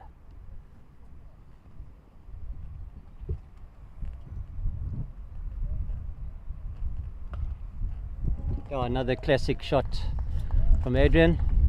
Really being chased hard there by Brian Goodwin. Pulls it in. Fantastic effort there. Bit of a relay throw to Stewie Carlisle and back into the keeper's hands. Some really great fielding there. Good shot and good fielding.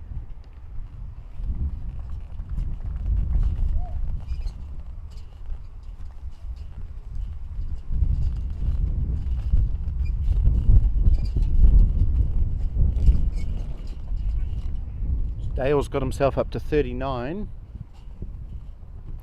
He's a sort of player where you don't notice so much that he's suddenly up to 40 or 50. He just very workmanlike. He has played some beautiful shots, but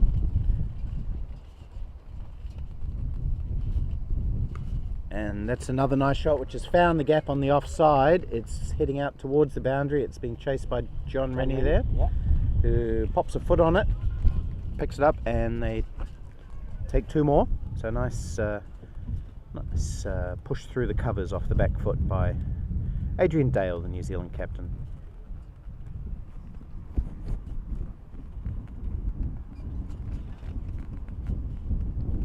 Colin Owens will be in next for New Zealand. Usually opens the batting at 5 today for New Zealand, and then Adil Samani after him probably. Dale swings it away this time. This has been fielded beautifully by Murray Goodwin. Wow, he didn't have good odds on stopping that one, but he dived away to his right. He's fit, as Gavin mentioned before. He's the baby of the team, and he moved really well to his right. That was excellent work.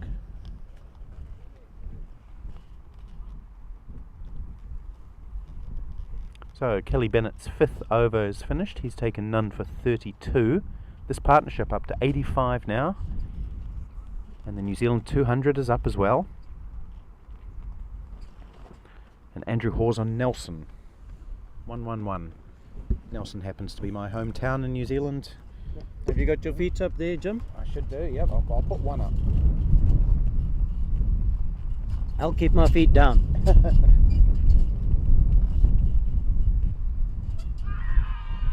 Oh, that didn't look too bad of a shout, did it? It kept low. It looked like it was fairly straight, but no one seemed too upset by the decision. Good straight bowling by Mark Burmester to the Centurion, Andrew Hoare.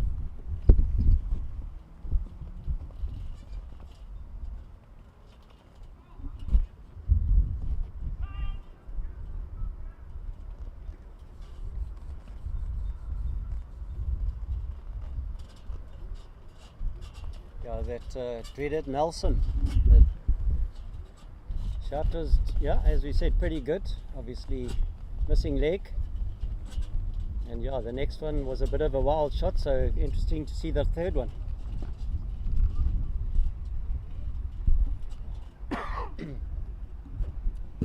Yeah, we're still stuck on Nelson. Well, Andrew Hoare is. New Zealand's on 206. Andrew on 1-1-1.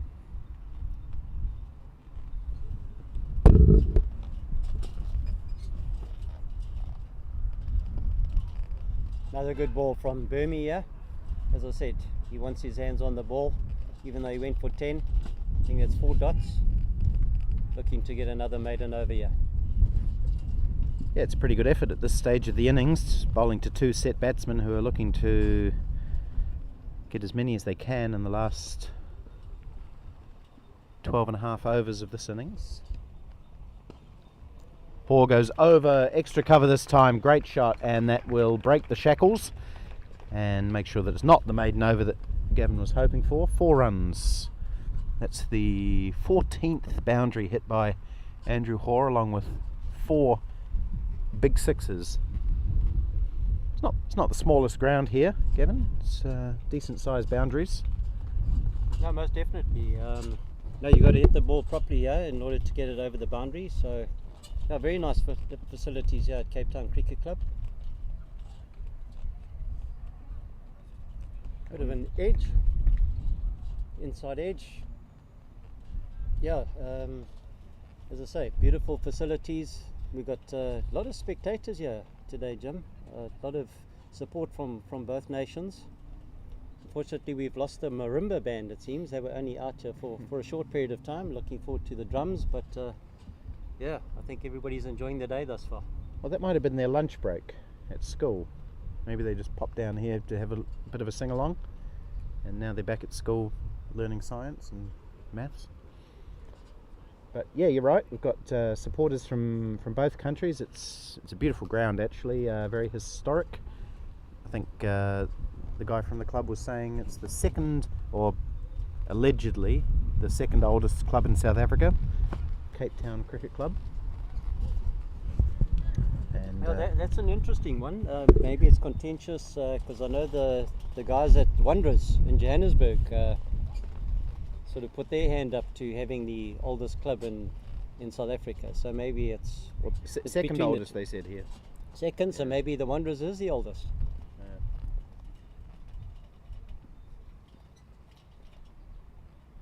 Mike van Staden back in the attack. It's up in the air, chance of a catch, should be taken easily. Well, it's not taken easily, but it was an easy catch. And Andrew Hoare is out. He was tempted by that one from Mike van Staden. Tried to hit it over cover, just scooped it up in the air, and the fielder Dash Vagmaria didn't take it with complete comfort, but held on safely. And Andrew Hoare's fine innings of 116 comes to an end. 89 balls, 14 fours, 4 sixes, strike rate of 130.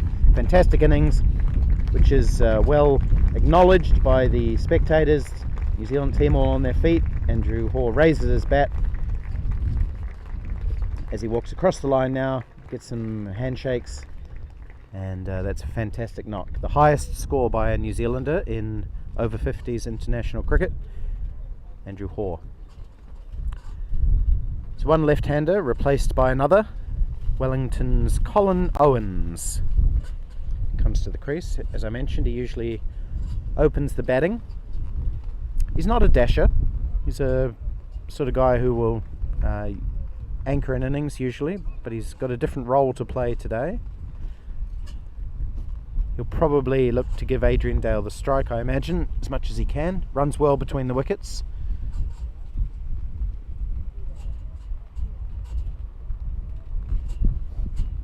Oh, that probably should have been a wide. That was very wide, as the umpire may be more concerned with his hat, which is blown off for about the 5th time today.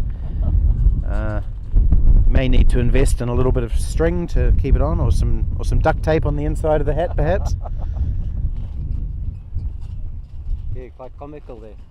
Yeah, so, you know, as I was saying earlier, again, another left-hand, right-hand combination, so always handy to have in the team.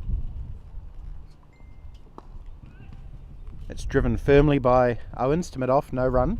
A little bit of swing still here for Mike van Staden, that one swinging in to the left-handed Colin Owens. Oh, and he will get off the mark this time with a squirty inside edge that just dribbles down to short fine leg.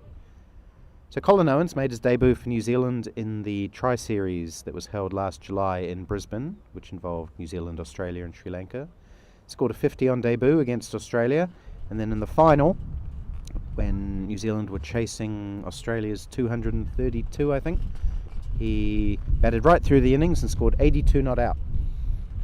So he's had a good start to his international career, has number 31, Colin Owens.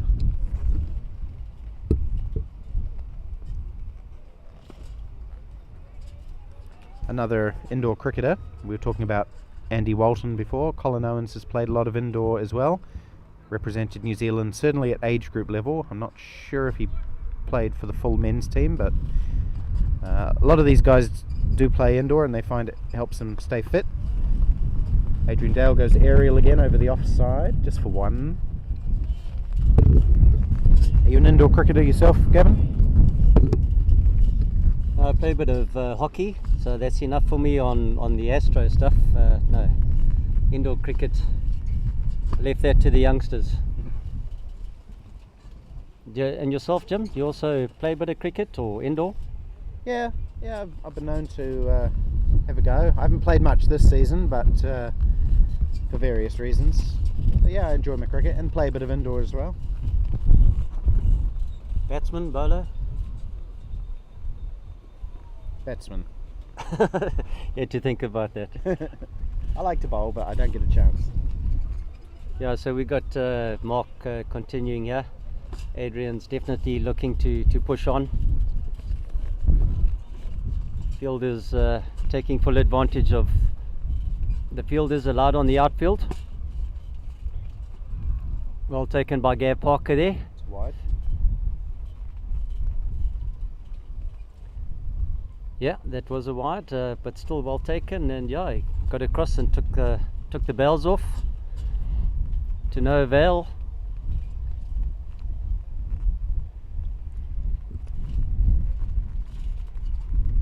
A little bit shorter. It's a good shot off the back foot there. Just one, yeah. Just backward point. See what Colin's got up his sleeve here. I think looks like he's taking sort of two leg stance there, so maybe looking to open up and let the shoulders fly.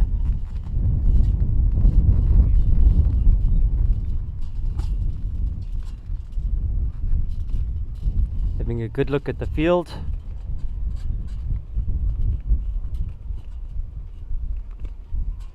Yeah, it's a great shot. Gone a bit aerial, but pounded that through covers there.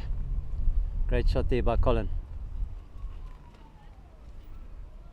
Just while the ball comes back, I can tell you that South Africa have finished their innings. They started on time today. 45 overs, 209 for 9. So pretty good effort from India actually, I'd say, to restrict the strong South African side to 209. Brandon Nash scored 50. Sorry. And the best bowler, Jamil Khan, 7 overs, 3 for 11. Good effort from him. And England have just about finished their 45 overs as well. They racked up a big one, 299, with 5 balls to go in their innings. 2 centuries there. Here's Burmester to Owens, and he won't get a run. I'll just let you know what's going on with Sri Lanka and Australia. Sri Lanka have got 1 over to go in their innings, 217 for 6 they are. That's a pretty good recovery from them.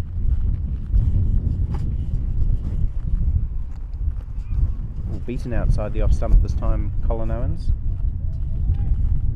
And we've also got Wales versus Pakistan.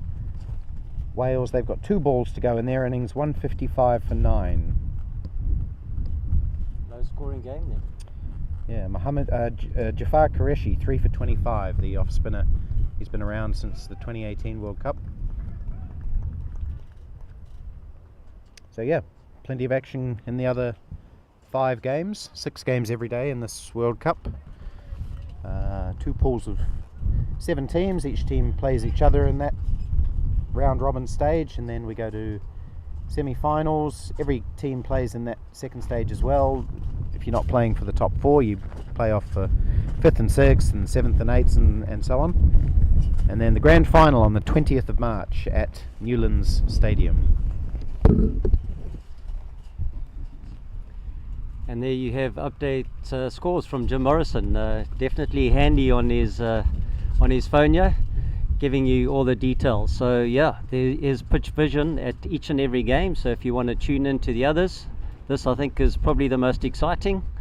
But obviously have a look at the other games in progress.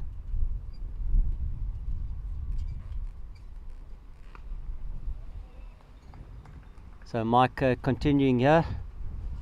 Colin on the back foot there, down at extra cover, only a single.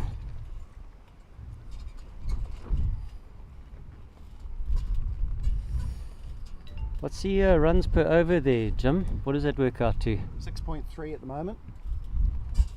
There's 10 overs to go. New Zealand 221 for 3. So to get that magical 300, they'll need to go at about 8s. And Adrian Dale making that happen with another beautiful inside-out shot over cover for 4. He's played that shot really well today. Yeah, that touch of class there. Just leant back, played it late, went aerial on purpose, and yeah, timed it beautifully. He's definitely got his eye in here. Big wicket, Zimbabwe can get it. 49 he's on now. And that'll be his 50. Cutting it out to the point boundary, and they take easiest of 2s to bring up 50 for Adrian Dale. Well batted to the New Zealand captain. Started off a little bit slowly, as he always does. Then he's got himself up to 51 off 59 deliveries. So he always ends up with a strike rate of, you know, between 80 and 100. He's a very good player. No, well batted, Adrian. Again, unfortunately, the New Zealand teammates are unaware of a half century being made here, so we're privileged here in the commentary box to be right next to the scorers, so congratulations.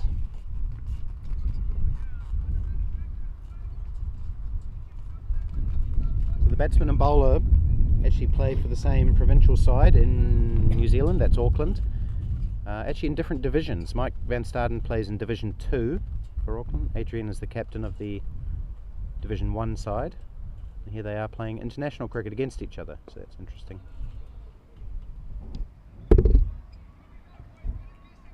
In fact, that Auckland side is well represented at this tournament. 2 or 3 of the Sri Lankan team also play in the Auckland Division 2 team. Oh, and he goes aerial again on the offside. That's beaten the offside field for 4 more. So he's played that shot exceptionally well today.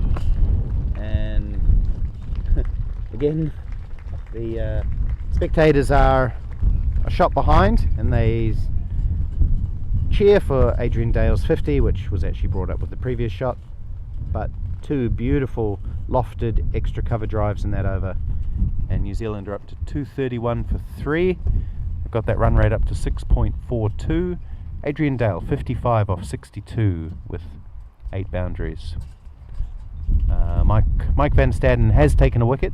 He's got 1 for 26.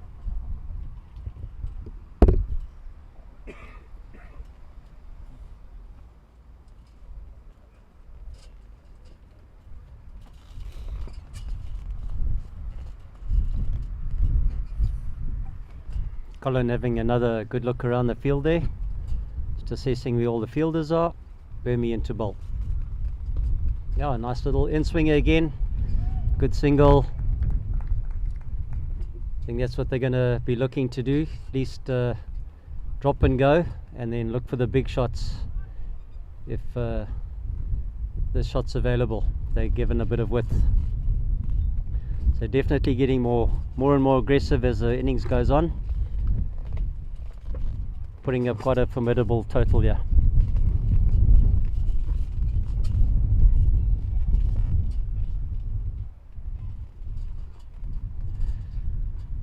Well taken by Gav Parker. Not sure what happened with Adrian there. Bit of a limp. He is limping, isn't he? He's had a knee issue. He had surgery a few months ago on his knee, and he had apparently a whole lot of fluid drained out of his knee a couple of weeks ago. So it's an ongoing issue that he deals with.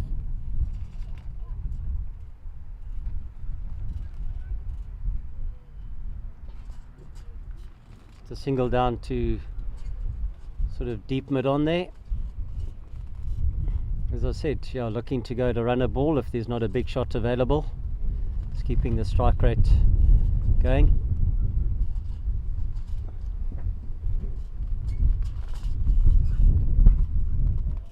Cracking shot there, only for 1. John Rennie on the boundary.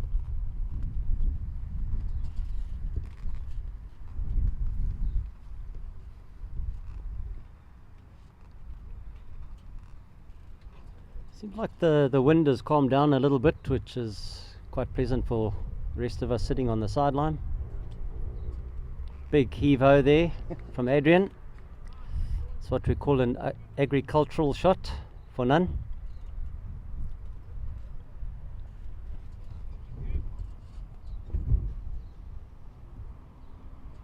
Looks like that knee is bothering him a little bit, so maybe he's just going to go and play some big shots from now on. Oh, great try there by Murray. Just wide of him there at point.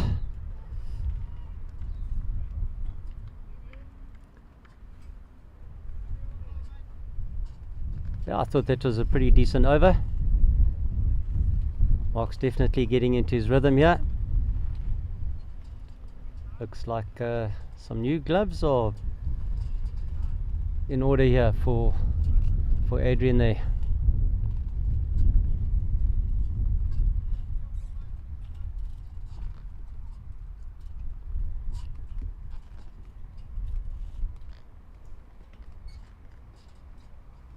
Looked like a genuine need for gloves there. There wasn't too much strategy spoken there. Man ran on and gave him his gloves.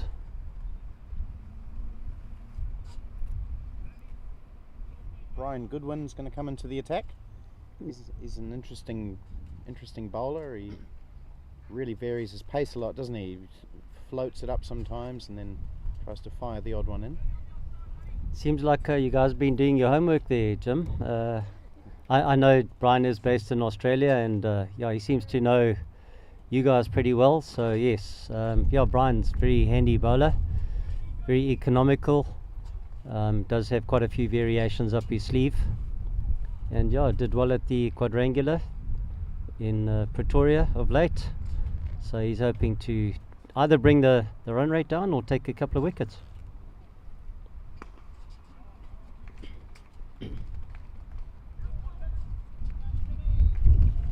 Oh, there we go, Tim. Great save on the boundary there.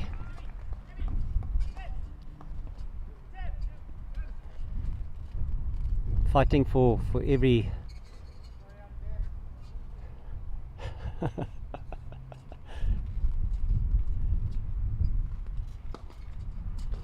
yeah, full toss there by Brian, not what he's looking for. Straight to Murray here. Long on. It's a single.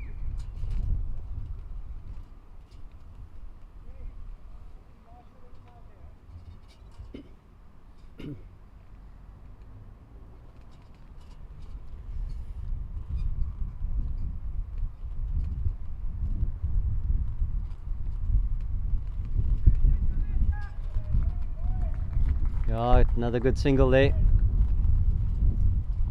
Yeah, Brian was pulled up onto stage last night, Jim. I don't know if you remember that. The comedian that was there at the function picked on Brian because of his mullet that he wears. Well, fair enough too, I think.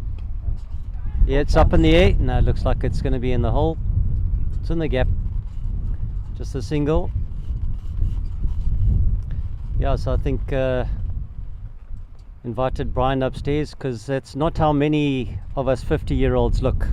The tan that he has and that long mullet. Another great shot there by Colin, only for one though. But as I said, Brian really takes his game seriously. So doing the job here. Not too many boundaries.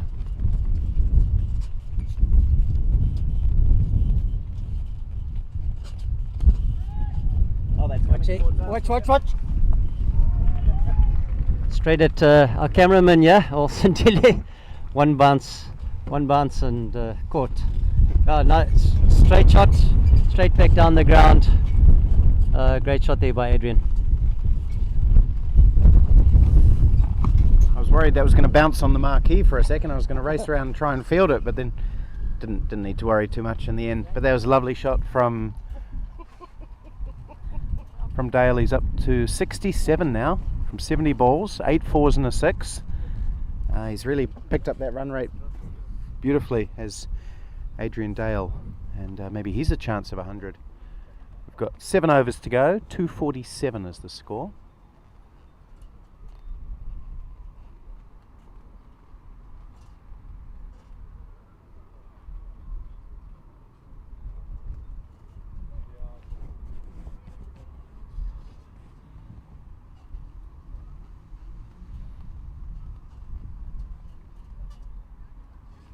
And looks like John Rennie is back into the attack, the opening bowler.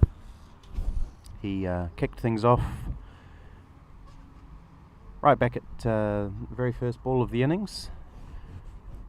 At first over he took the wicket of Richard Petrie, seems like a long time ago now, trying to cut and getting a faint edge through to the keeper, Parker, and he was out for 0 was Petrie. So it was a good start by Rennie. Then he bowled a few wides and he's taken 1 for 21 off 5, so overall pretty good figures. He's got 4 overs left if captain chooses to give them to him, and he started with a ball that's been glanced very nicely by Colin Owens down to the boundary for 4. So just straying onto the pads of Colin Owens, and he is good off his legs like most left-handers. Now what's happened here is Rennie injured himself. Yeah, I think he has. I'm not sure what he's done specifically, but maybe a hamstring. He's holding the back of his leg, so that's bad news. So he's not going to bowl his full 9 overs. He's going to bowl 5.1 overs, or 5.1, and they're going to have to find someone else to replace him.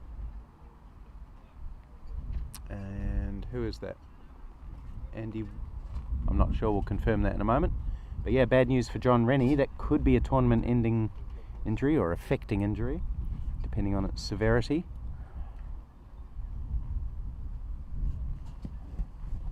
And it is a long tournament with some aging bodies in it, so there will be injuries as we go along. Murray Goodwin having a bowl.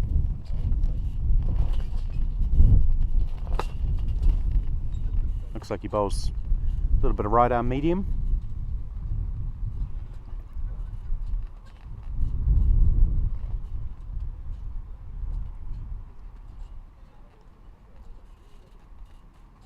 Oh, he starts down leg side as well, and he might be head away for, no, it won't be 4. It's going to get pulled up inside the line, and I'm not sure what the umpire has signalled. Wides. So it's two runs plus a wide, so that's 3 wides. So 7 runs off 1 ball so far in this over, which has been bowled by 2 people.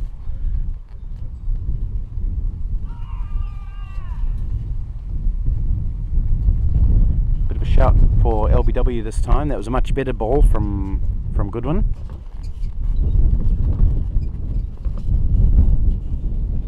That wind's picking up again. You can probably hear it in the effects microphone. It's blowing the marquee around.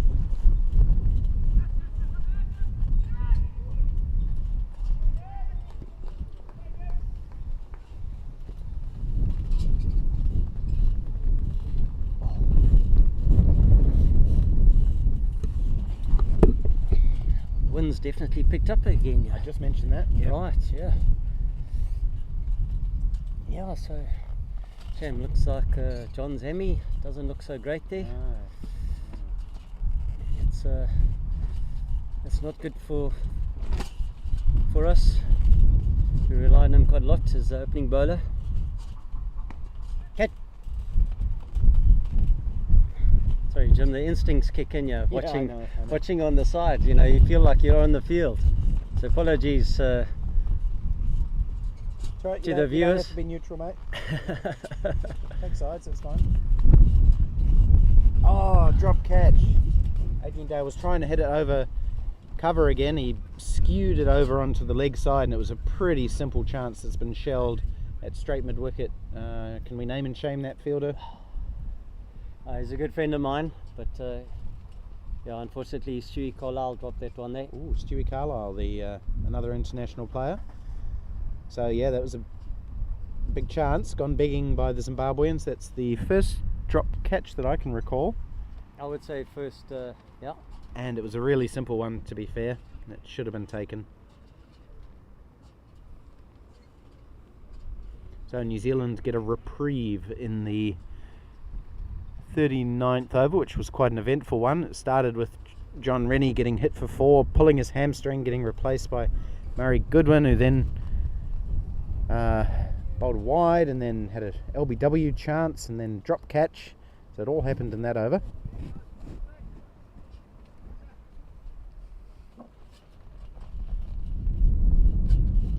We've got 6 overs to go. 255 is the score, so if they're looking for 300 they need 45 runs off the last 6 overs. Basically 8 and over.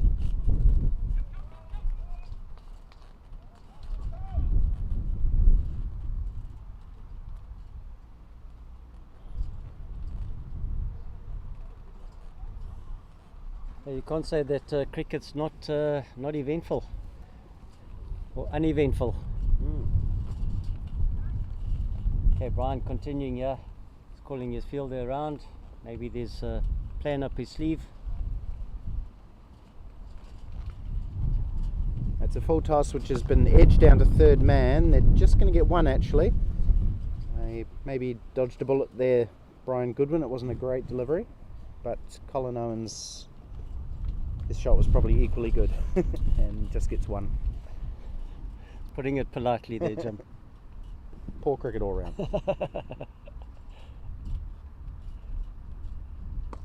Hit straight down the ground by Adrian Dale. This will take some stopping, but Mark Burmester, the sturdy frame of Mark Burmester, tidies up and they take 2.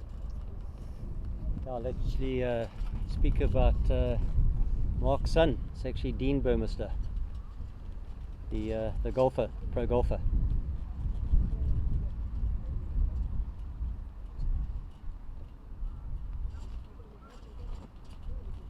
We wait for this delivery from Brian.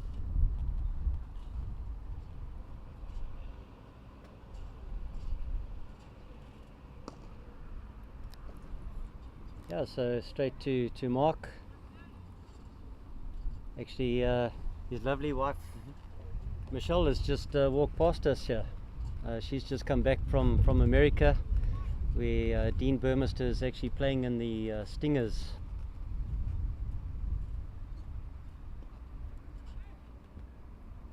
Playing in the Stingers side at Live Golf. So Dean's in the side with Louis Oosthuizen, Charles Swartzel and Brandon Grace. So yeah, it was a big decision for him to go and play Live Golf, because as you know, with the PGA, so as we watch Brian here, steps down and Stumped. Is that stumped? Yep, stumping taken. Adrian Dale charging down the wicket at Brian Goodwin, and the keeper, I don't know if it was a completely clean stumping, but he's done the trick, and Brian Goodwin is delighted. He gives it a big double fist pump, and he's got the wicket of Adrian Dale just after the 50 partnership had come up. Adrian Dale stumped Parker bowled Goodwin for 70 off 75 deliveries with 8 fours and a 6. And so again, another good partnership, but coming to an end. And it's that stage of the innings, isn't it, where these sort of things happen. A good innings from the New Zealand skipper. And Yeah, well he also batted. gets a round of applause. And Mason Robinson is the new batsman, fellow Nelsonian. He and I live about 10 minutes walk from each other. Play for the same club, Wakatu. Not sure if any of the Wakatu boys are still up. It's pretty late at night in New Zealand. Was it 1 o'clock in the morning? You never know. Some of them have been known to stay up past midnight, so they may be doing that. Mason Robinson, the keeper batsman for the New Zealand side. He's one of the originals as well. You can see the number on his back, number 12. He was part of the first ever New Zealand Over-50s team that played in Nelson against the touring Australians back in February of 2018. And he's still here.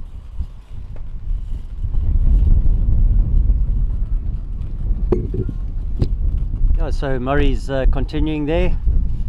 Gary Spence collected it on the boundary to throw it in. Yeah, Murray looks like he's swinging it quite a bit here. So, as we've said earlier, had to take over from John Rennie, who's pulled up. So, doing a great fill-in job here for the side. Really experienced cricketer. I mean, we'll speak a lot about him when he's batting. And yeah, played a lot of cricket. But handy bowler as well. You'll say it's got slower and slower through the years, but in this type of cricket, control is the name of the game from a bowling perspective.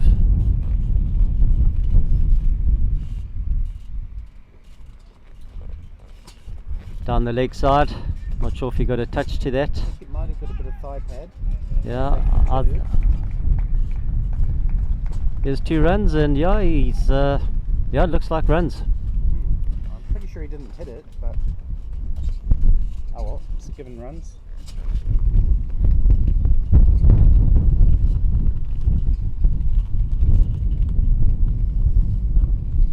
There we go. There we go. Just hit Right. it gently out to mid-wicket. Is that Murray Goodwin? No, that's Chewy Carlisle. Chewy Carlisle, the guy who He's dropped redeemed it. himself. Yeah, dropped that sitter in the last over. That one about as hard. Took that one, and it's disappointing for Mason Robinson. Just a soft shot. He takes his cricket so seriously and came in with just 6 overs to go, so he had to go for it, but just spooning that one to mid-wicket. So disappointing start to his campaign, Mason Robinson, but he's got a job to do with the gloves later. And we've now got Adil Samani coming to the crease, known as the finisher in the New Zealand side. Adil Samani, really good at chasing. He's setting today.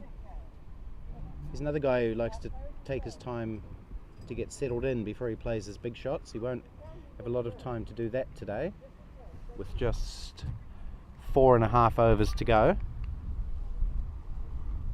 But New Zealand do have that luxury of having kept all those wickets in the shed.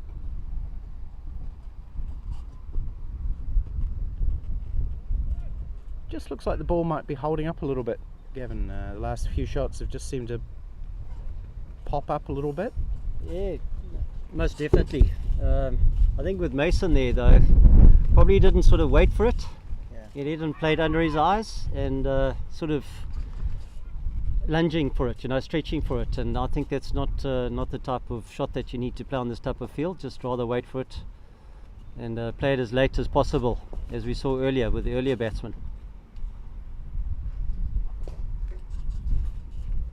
Yeah, another good ball there from Murray. Just at that nagging sort of length, making the batsman stretch. So yeah, Stewie Carlisle, happy for him that he was able to redeem himself and took that catch. So a wicket to Murray in that over. Not sure what his stats are, I can't see from this side thus far. 1 for 7 off 2 overs. Good start there from Murray. So from one good win to the next, quite a special thing. I think, as I said, Daryl unfortunately couldn't play today. So it would have been the 3 good ones on the field today. I'm not sure that's ever been achieved or will ever be achieved again in a World Cup. If Zimbabwe can chase down this total, it'll definitely be a good win for them. Swept away behind square, 4 runs by Colin Owens. Brian Goodwin just straying, and Colin Owens easily sweeping that one quite fine.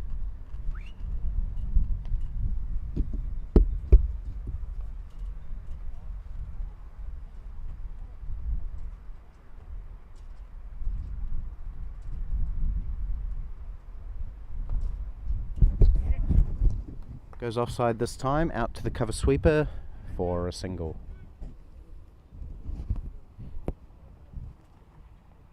Colin Owens has done quite well actually, 26 off 22.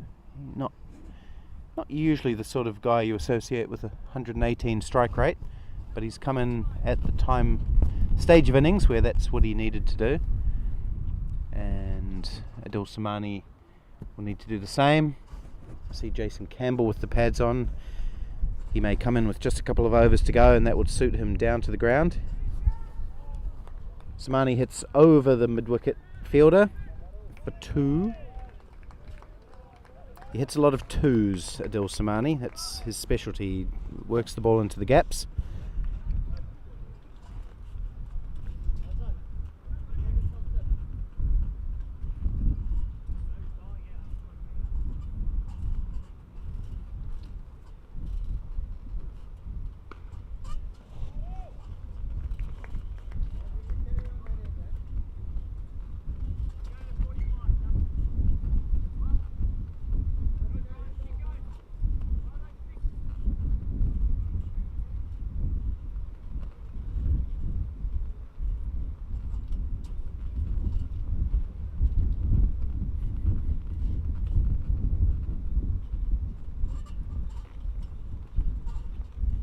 Ooh, misses that one, trying to cut. And safely through to Gavin Parker, the wicketkeeper. Brian Goodwin hurrying back to his mark, trying to rush through these overs. That's slammed over extra cover by Colin Owens. There's coverage out there. Fielder does pretty well. That's Murray Goodwin, I think, who's looked good today in the field and with the ball, and his main job will be with the bat later. Such a great player he was for Zimbabwe, and then finished his international career a bit earlier than a lot of people would have liked. Probably could have played for Australia. I think he lived in Australia. Played a lot for Western Australia, I think it was, and for Sussex, and such a great first class record that he had. So really looking forward to seeing him batting later today for Zimbabwe. What number will Murray Goodwin bat, do you reckon, Gavin? He'll come in 3 today. 3, okay. Yeah.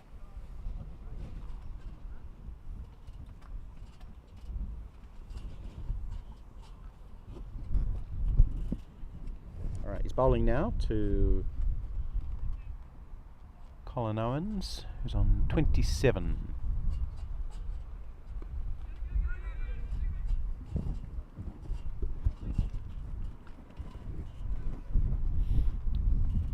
Three overs to go. New Zealand 274.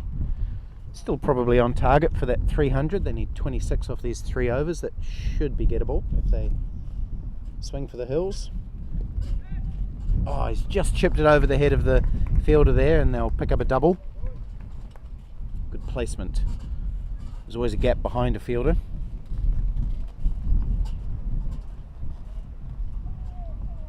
Yeah, very effective shot.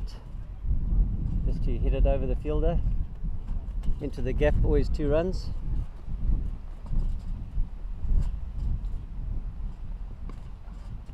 Goes offside this time. I think he'll just get 1 as the cover sweeper tidies up. It's a little bit of a bumpy outfield, this one. It's not pristine, but given the amount of rain that we've had, I think it's been pretty good. It's ball's travelled quickly across it. I'm just amazed we had an uninterrupted game today, to be honest. It was raining so hard yesterday and so consistently. Whoa, Samani goes big. There's a chance of a catch. Dropped. Another drop catch. He manages to keep it from going for 4, but that was straight down his throat. Who's that down there, number 13? That's Gary Spence. Gary Spence. So, yeah, a couple of glitches in the field today for the Zimbabweans. And Samani has a life.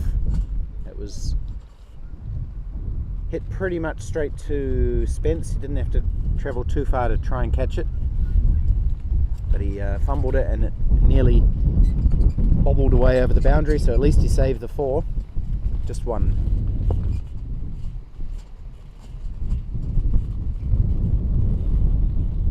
Oh, stumping down the leg side, is it? Given, yeah, beautiful bit of leg side stumping.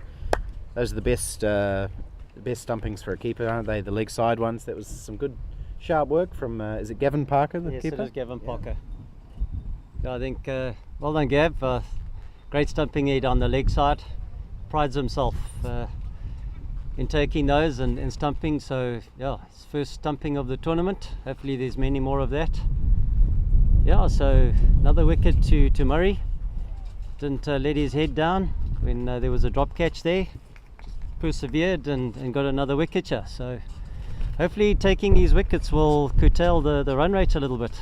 Well, the guy coming in now is he's a slogger. I'm not going to put too fine a point on it. Jason Campbell, good mate of mine. He's another one from the Wakatu Cricket Club in Nelson. Lives in the Upper Hutt region of Wellington now, but I met him when he played for the Wakatu Cricket Club, and yeah, he gives it a buff. It's basically whatever stage of the innings. He used to open for our club, and at any stage he's not going to mess around. He's unorthodox, but he's a good guy to come in with 2.5 overs to go. And I actually didn't know he had a forward defensive in his repertoire, but maybe didn't want to get a first bowler. So with that build-up, has he got a nickname? Nothing that I'm aware of. JC probably, for Jason Campbell. No, he's an interesting character, old Jace.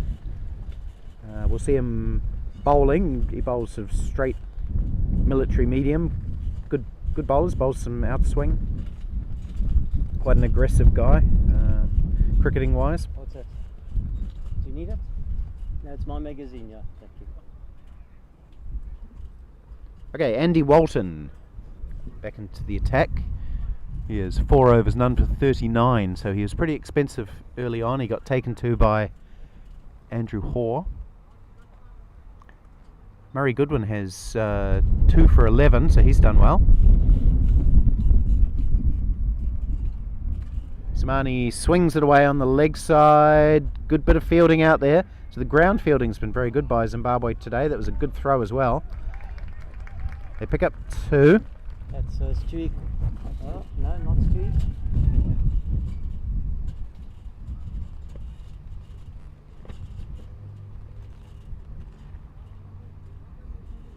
I think that's Kelly. I think that's Kelly Bennett. Kelly Bennett out there.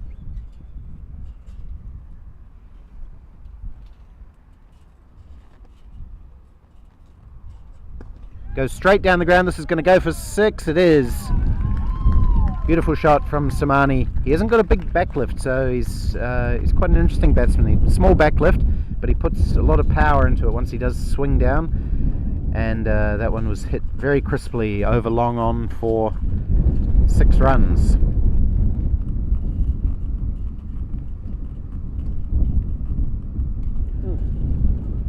Goes square this time. There's going to be another 2.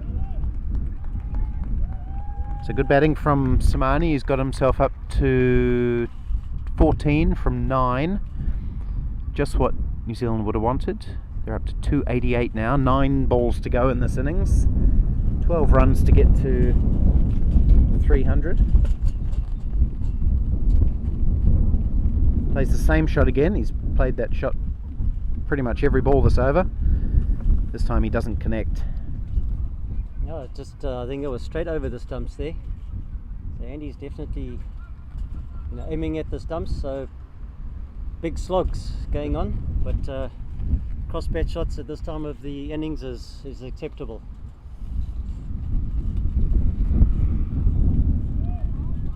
He'll pick up. What happened there? Just one? Yeah. Yep. That's the one. Okay. So Jason Campbell has 1 ball left in this over. I'm pretty sure we won't see another 4 defensive. He's got a long on and a long off. Cow corner. Actually, it's not a cow corner, it's more a square leg, and then a deep backward square leg as well.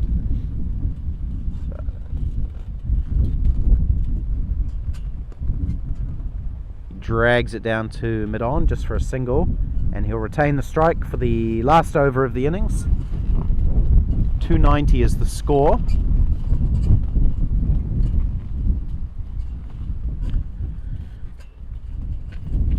So it's been a pretty good batting effort from New Zealand. I'll just see if I can quickly tell you the scores.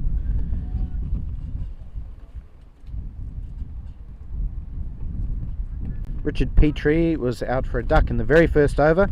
Andrew Hoare scored 114 off 90 balls. Robbie Frew 21. Adrian Dale 68. Colin Owens 30. Mason Robinson 2.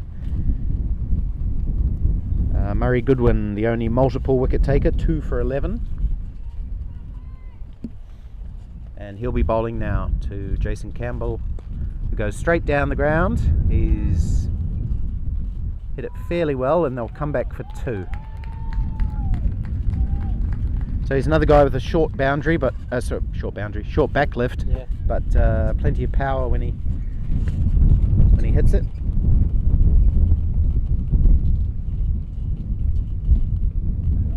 Yeah, he's hoisted that one over the mid-wicket boundary for 6. That's the Jason Campbell that we're used to. Again, really short back lift, but just swings it away. He's a powerful guy. He's strongly built, and he's smashed that away for 6 runs over mid-wicket. 298. So I'm pretty sure they'll get that magical 300 mark. Yeah, great shot there. Over square leg there for 6. Yeah, I actually got to have a chat to Mr. Campbell last night. So interesting fellow. He's got quite a few tattoos there. So quite a character, I think. He certainly is. No run this time though. That was shorter. That was good bowling actually from Goodwin. I think you want to get it out of that that wheelhouse of Campbell's. Maybe just bowl a little bit short, a little bit wider of his off stump perhaps. That one's gone high up in the air. Chance of a catch. Goes over the fielder's head. 6 more. So plenty of power into that shot again. And Jason Campbell doing a job for New Zealand at the death. His second 6 in the over. And the 300 is up now. 304 for 6. 2 balls to go. Yeah, another great shot there. Yeah, they got there, Jim, so I think New Zealanders must be pretty happy with that sort of total. I think they will be. It's not finished yet. He's hit that one even harder this time. It's 6 more into the trees. So the fielder there is getting a bit of a sore neck watching the ball go over his head. And some great hitting by Jason Campbell at the end here. He's up to 21 off 7 balls. 3 sixes. Jason Campbell doing a great job for New Zealand. And we've still got 1 ball to go. So what's going to happen now? Oh, it's a dead ball for some reason.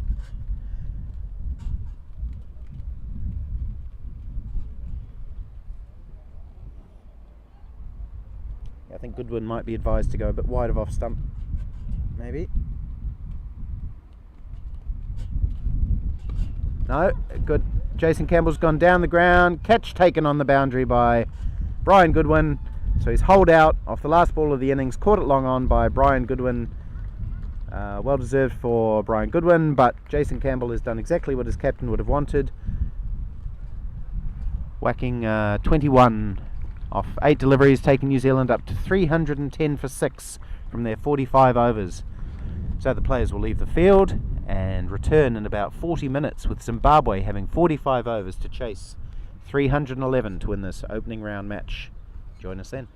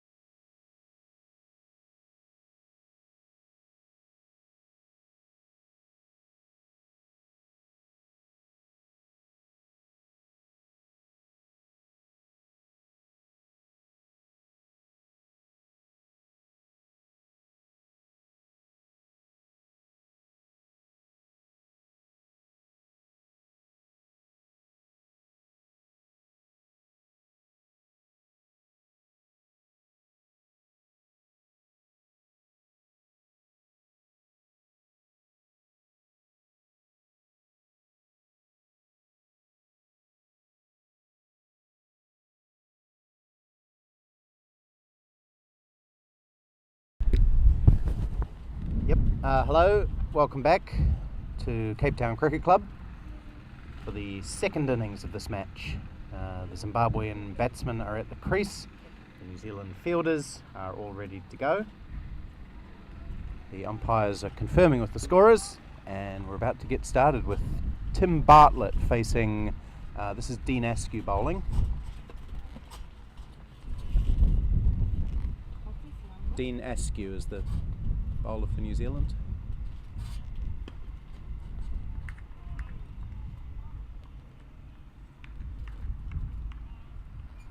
So Zimbabwe chasing 300 and I think the score is actually 309 to win. No, this score is correct. Okay, so 311 to win. That's even better.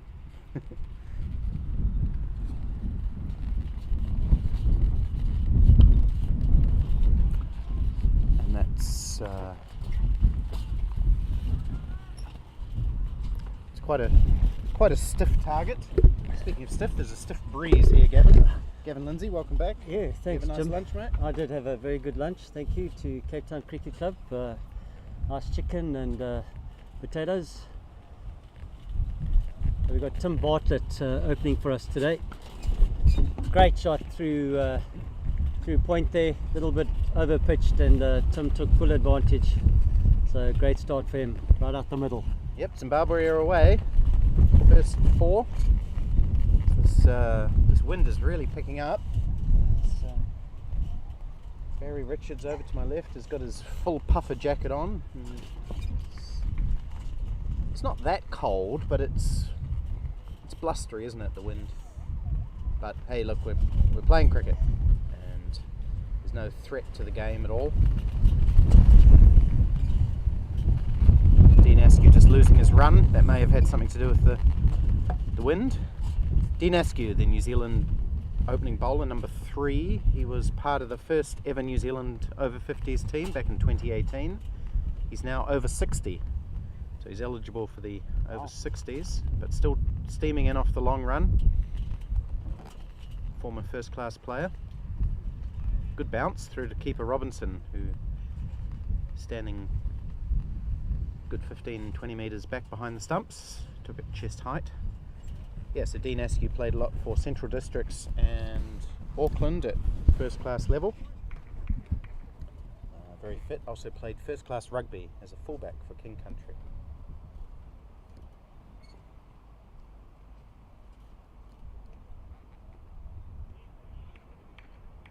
Ooh, signalled wide by the umpire, who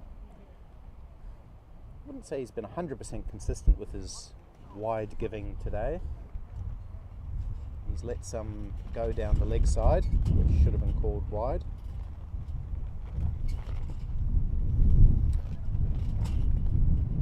I think this wind is definitely going to play a factor for bowlers, especially.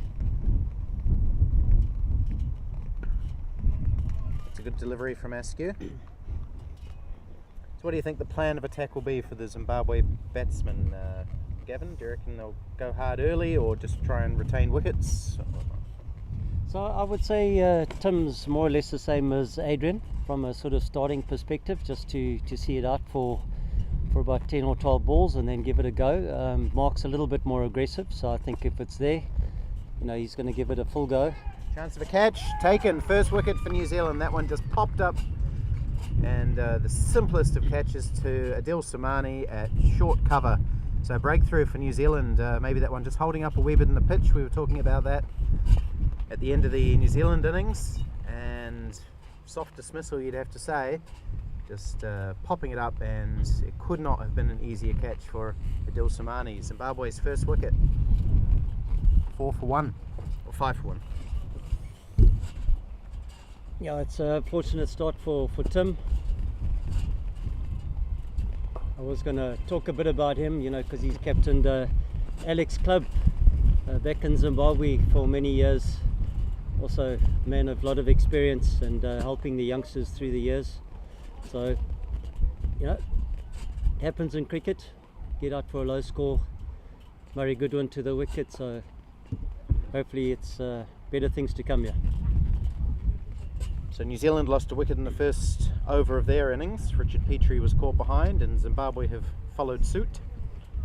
And now this is a crucial point in this game with Zimbabwe's premier batsman, number 4, Murray Goodwin, coming to the wicket at first drop. So I'm quite excited to watch him bat. Gavin, he's got an amazing cricketing CV.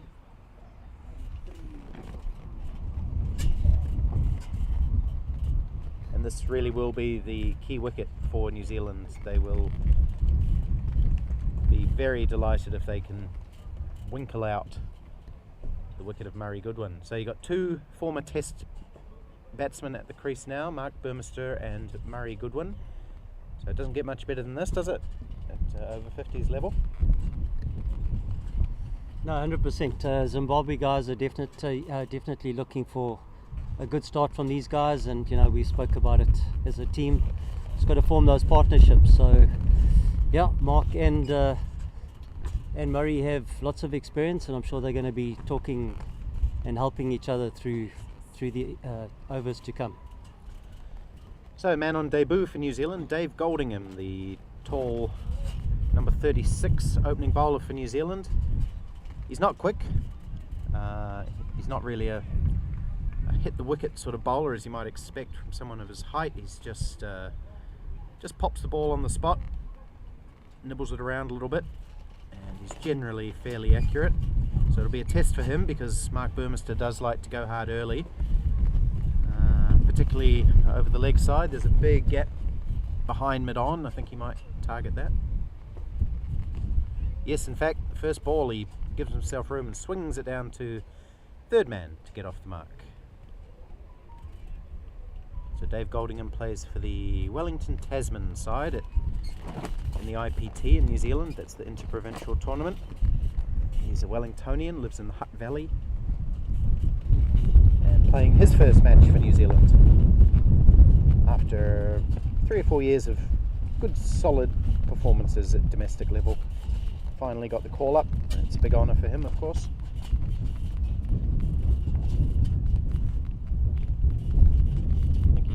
Owns a knitting shop. Okay. Oh yeah, it's a massive wide down the leg side. Whoops a daisy, I was just saying how accurate he was. Made a big liar out of me. That was probably the widest wide we've seen today. Yeah, I say a knitting shop. It's a shop that sells knitting supplies. Okay. Or something like that. Yarn and needles.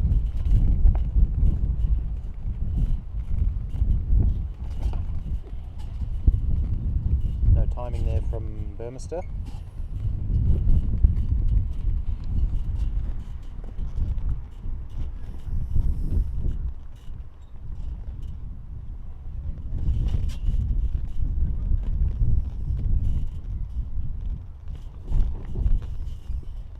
That's a better ball from Goldingham. That's the line and length he usually bowls. Might have just been a wee bit nervous his first 3 deliveries.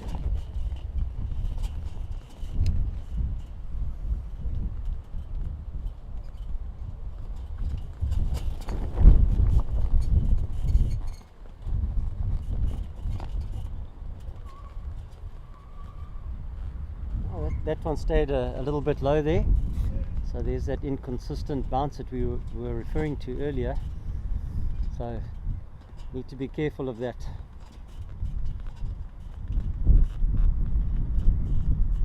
Oh, it's another huge wide, so he is struggling with the radar early doors, Dave Goldingham.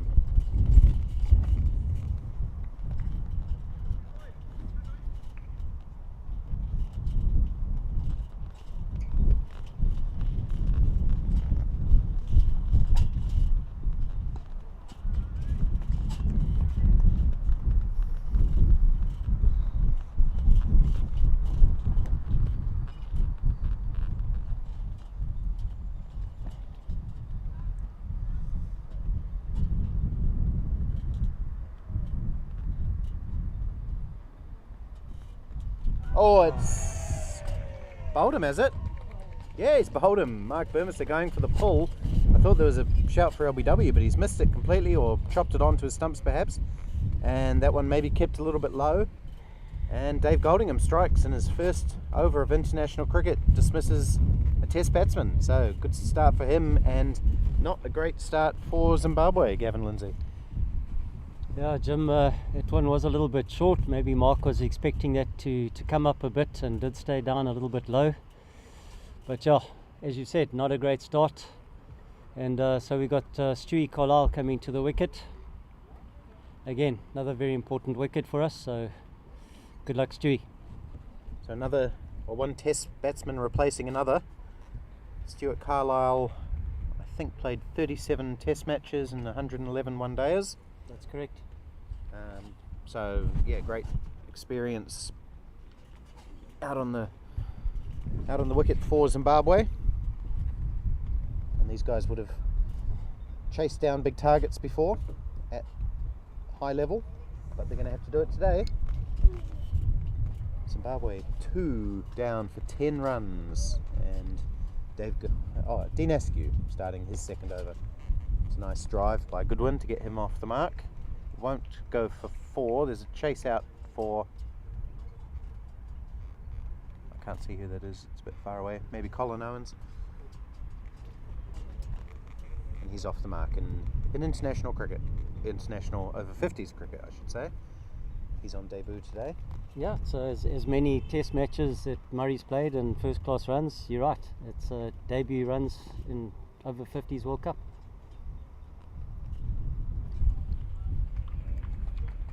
So these two apparently were roommates through the years when they were playing for Zimbabwe, so yeah, they do know each other pretty well, so hopefully we can see some decent running between the wickets and some good communication.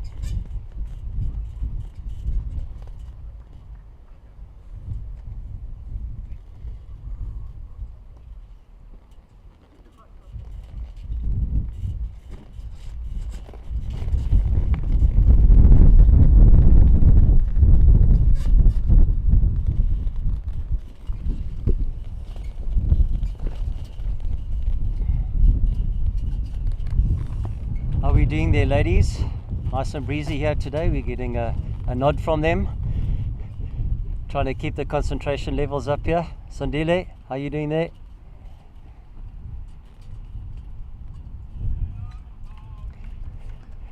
Turns around and yeah, he's got his jacket well over his ears here to keep him warm. Thanks again, guys, from Pitch Vision. That was a decent ball. Murray just left that alone. Was fairly wide.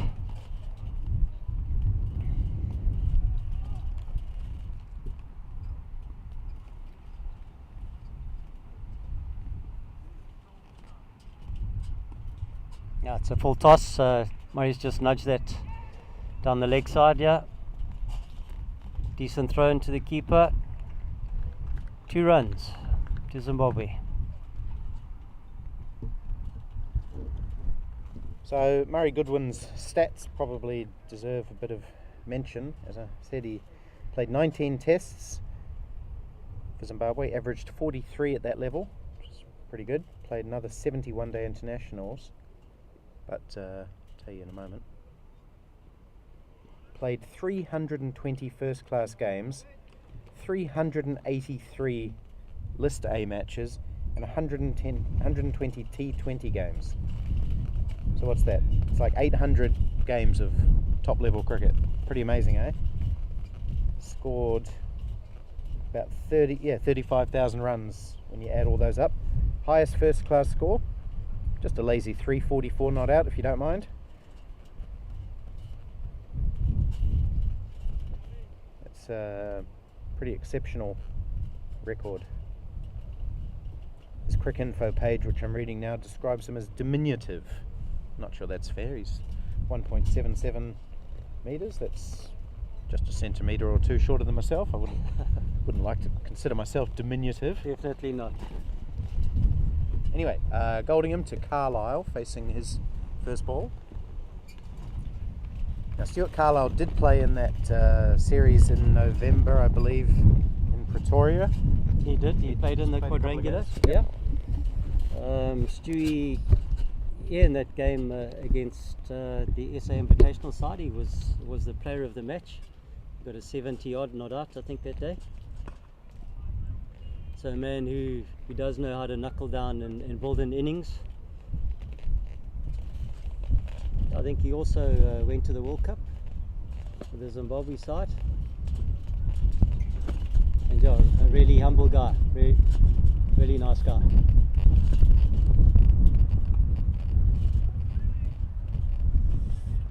It's good bowling from Dave Goldingham. He just floats the ball up there. Like I said, he doesn't hit the wicket, but if he bowls accurately, it's hard to work him away because he's not fast, but he still comes from that sort of awkward height.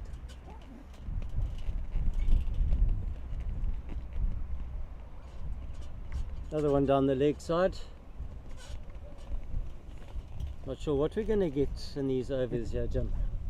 It's like a box of chocolates. Wickets, wides. Yeah.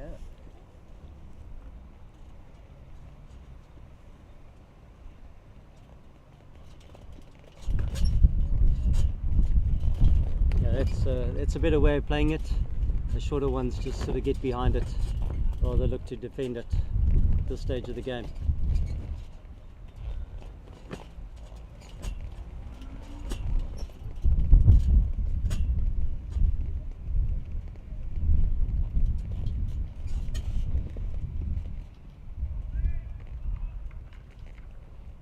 So the New Zealand bowling lineup today will mainly be medium paces. In terms of spinners, there's Andrew Nuttall, of course, the veteran. I mean, everyone's a veteran at this level, I suppose, but he's an extra veteran. 65 years old he is now. Wow. And Adil Samani will bowl some leg spin, but generally it's a series of medium paces, just like New Zealand teams have been known for over the years. So did these guys that you mentioned now go to the Over-50s World Cup and then now made themselves available for the 50s? So Andrew Nuttall has played a lot for the Over-60s, obviously being 65, he's been playing for them for the last 5 years. Dean Askew did not go to the Over-60s World Cup. He's not sure if he wants to move into that age group just yet. New Zealand does allow players to play in multiple age groups. I know that Australia, for example, doesn't. You're not allowed to play in both age groups. But yeah, so Andrew Nuttall does play in the Over-60s and does very well at that age group, as you can imagine. He's one of the best bowlers in the world at this level. Left arm spinner, just has the ball on a string, just taken thousands of wickets in his career. Really good bowler, and we'll see him today, no doubt. This sort of wicket might suit him. Well, most wickets suit him. Oh, it's beaten the keeper. It's not going to go for 4. Andrew Hall will trot back and prevent any more than, what did they get? One bye? Just one. Just one bye.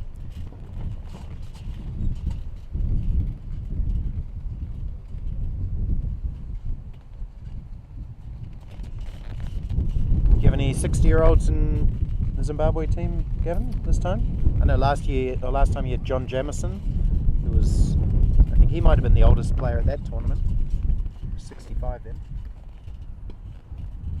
No, so our eldest player is in fact Andy Walton, who's 58.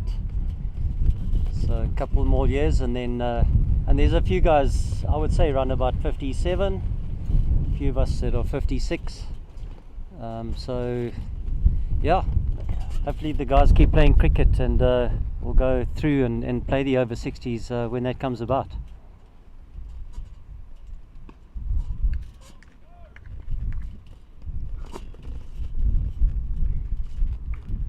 Yeah, we're speaking about that. Yeah, the Zim side is going to put a Over-60 side together to go to the next World Cup, and they're also talking about the Over-40s as well. I think that's going to be a really competitive tournament when that comes about. I think that's in Pakistan, if I'm not mistaken. Currently scheduled to be played in Pakistan, yes. So I know in Johannesburg they've got their IPT for the Over-40s coming up in April, and I've heard there's a large contingent of ex-internationals that are making themselves available for that. So I think they're going to be quite a strong side in that over-40s tournament. Any names that you can think of? You've got the likes of Alviro Peterson. Oh, he's bowled him. Another wicket for New Zealand. Dean Askew makes another breakthrough and another test batsman falls. Stuart Carlisle bowled, pushing forward, and looked like it just went through between bat and pad in the gap there. And another really important breakthrough for New Zealand. That's Stuart Carlisle on his way, and Dean Askew has two. And Gavin Lindsay has hung his head.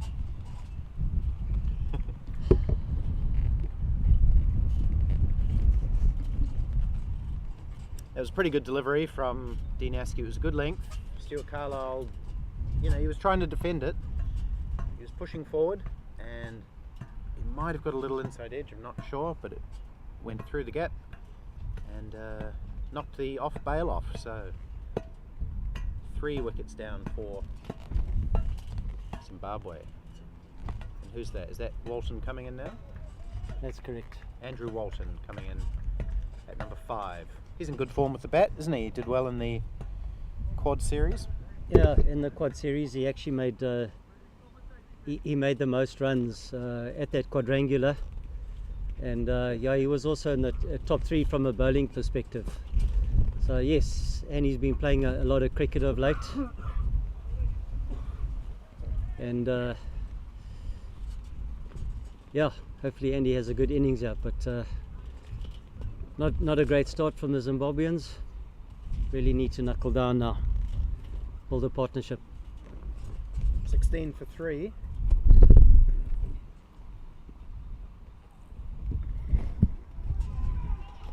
Chance here is who's that? That's Andy Walton. Had charged halfway down the wicket trying to take a single. Murray Goodwin told him that wasn't on, so he had to turn back. So 16 for 3, current run rate 3.1, run rate required 7.4. Still a little bit early to worry too much about that. But they won't want it creeping up over 8, really, will they? It'd be hard to score 8 and over on this. Yeah, I think as the day progresses, we spoke about it earlier, you know, better to bat on this wicket first up, because the wicket does crumble a little bit in the afternoon. Sort of gets lower and slower, so yes, you don't want the run rate to be increasing too high. Even though you've lost a couple of wickets, you know, we still need to keep the run rate sort of going at 5, 6 and over if we can, and then pick it up from there.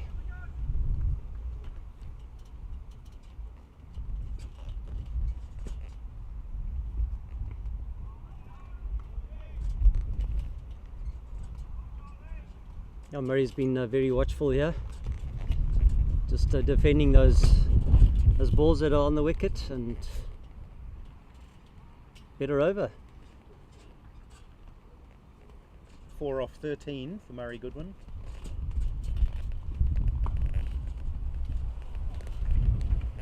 Good bit of fielding. Andrew Hoare, I think that is, at point.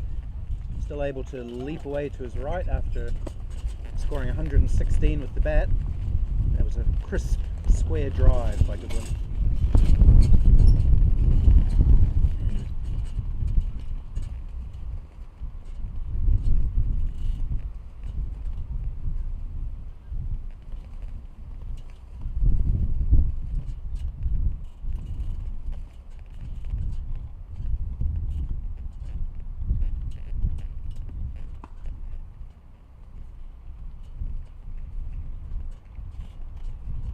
So single to Murray, the back foot to wide mid on there, change of over.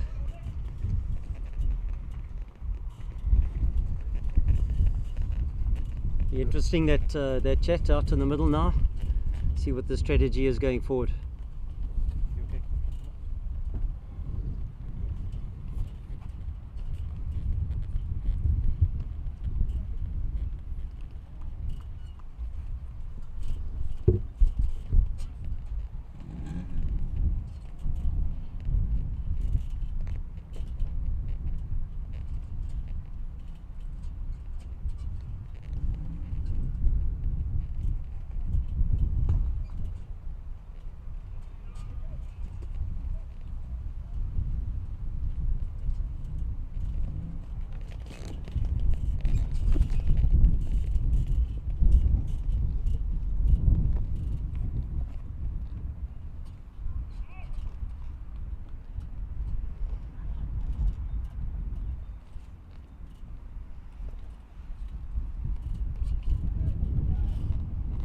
That one's down the leg side.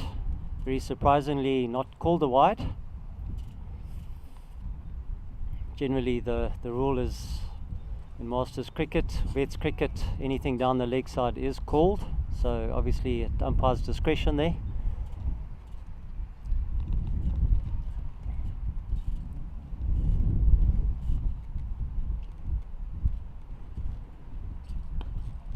It's a good ball. Murray was able to get that one away. Looking for two and they get it.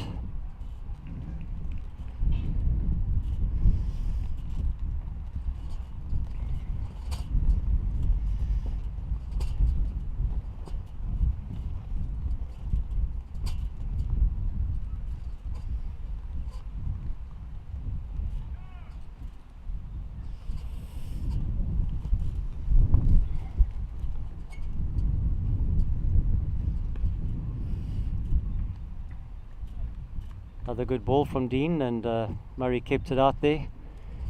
Yeah, so quite a attacking field still. So the only guys on the boundary is at third man and fine leg, and then the rest of the guys are inside the circle.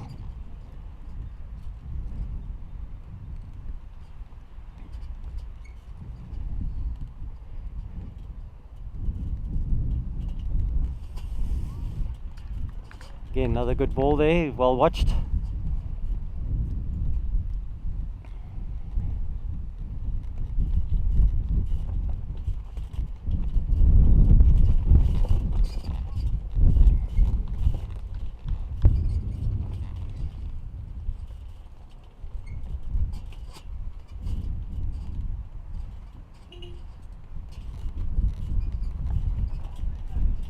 That's a really good run there. Dabbed it down, called early, and they came through for a single. So that takes Murray to 8 of 21 balls, and we still got Andy Walton looking to start his innings.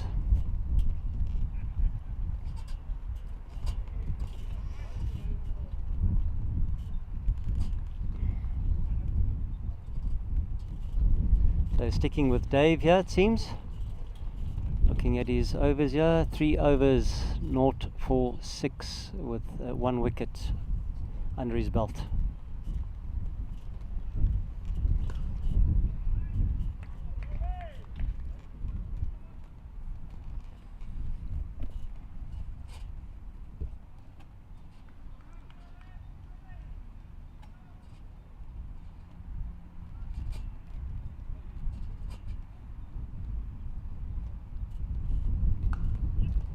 Great shot off the back foot, beautiful timing, races to the boundary.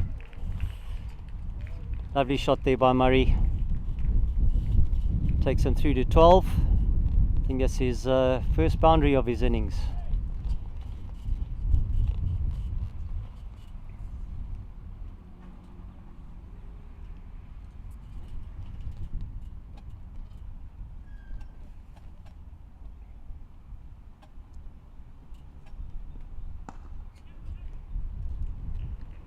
Straight down the ground, and that's another boundary for Murray. Really elegant shot that. One of the best shots I think in cricket is that on drive straight back, and he played it with perfection there.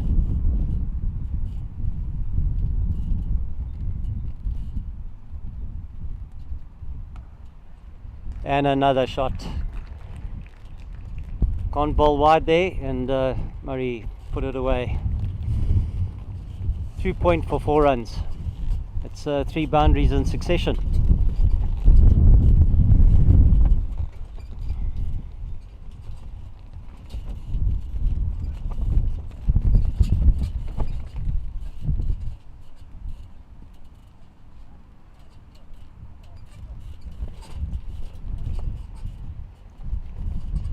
Dave's happy with a dot ball there, well bowled down the leg side, and no run.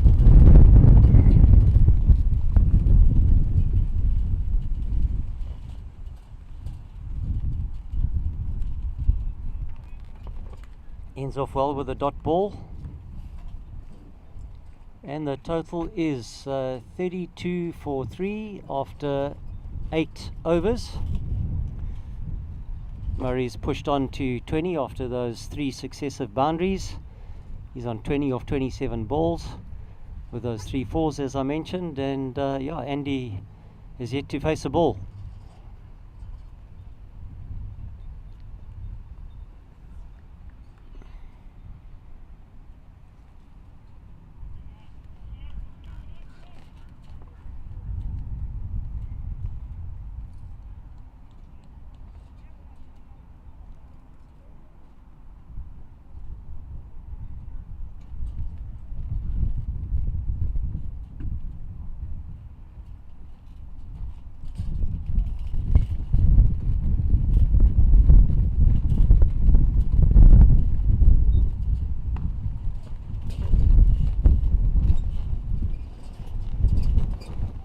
Decent ball there by Dean in the block hole. So that's what he's trying to do, so well executed, and Andy kept it out.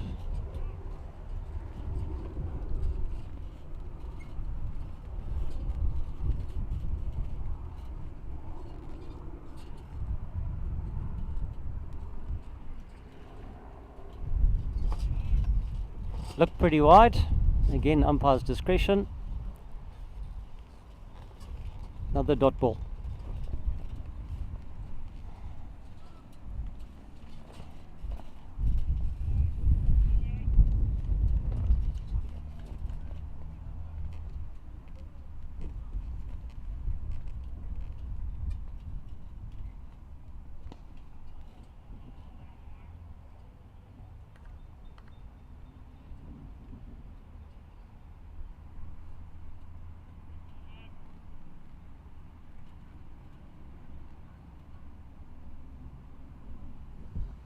Just look over to my left here. We still have Barry Richards, who's watching the game, as well as Mike Proctor.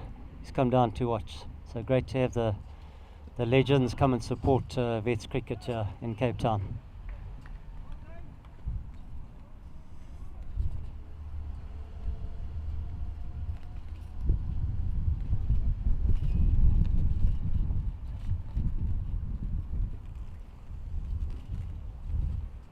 Mike was actually a Zimbabwean as well, and played many tests for Rhodesia back in the day, and now Zimbabwe. Nice shot there by Andy, unfortunately no runs, so still very watchful at this stage.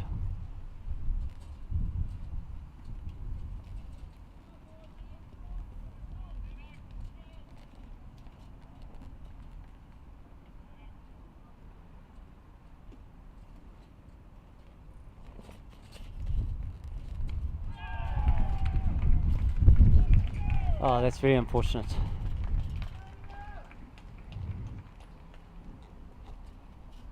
Short, wide outside, off, inside edge, probably one of the worst ways to go out. Not having much luck at this stage.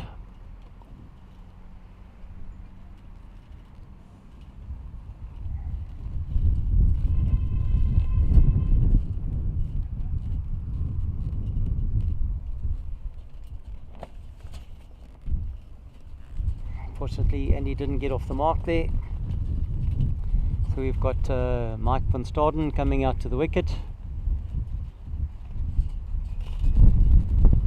As we said earlier, he's based in New Zealand. Played a lot of cricket of late. He's been getting quite a few runs, and he's a man who won't give his wicket away too easily. Gonna have to work hard to get his wicket. So after 9 overs, Zimbabwe are 32 for 4.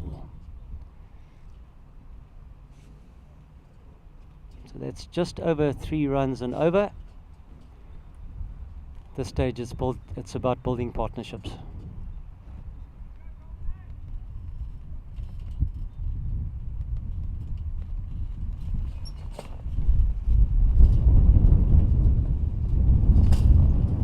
That's a great shot by Murray. It's a short one there which he pulled, and a boundary to him.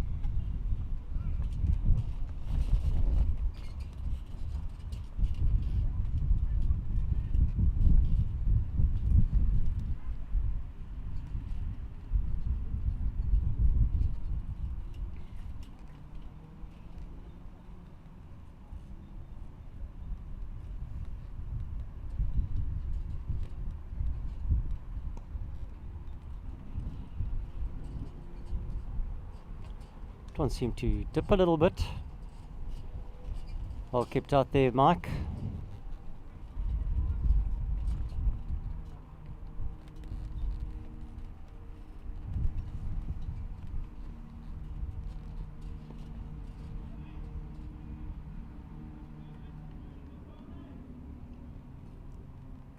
I say there's a lot of talk with the New Zealand side on the field.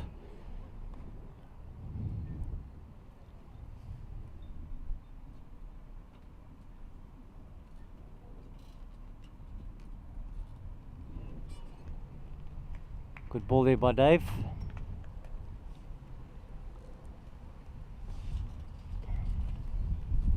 My apologies for not knowing all the fielders' names here.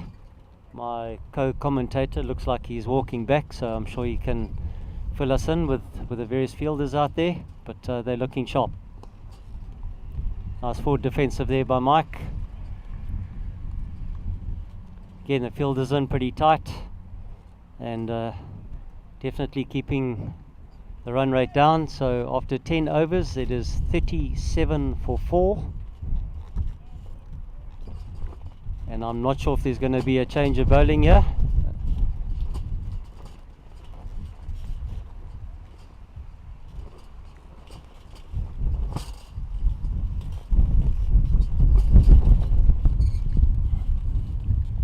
Right, I have Jim back here. New Zealand looking pretty strong here, Jim. Well, yeah, I mean, look, Murray Goodwin's looking awesome, but the fact that New Zealand have those 4 wickets just kind of negates that to some extent. Murray's got a lot of work to do, largely by himself now. No disrespect to the other batsmen, but it's really on him, isn't it? Just the added responsibility.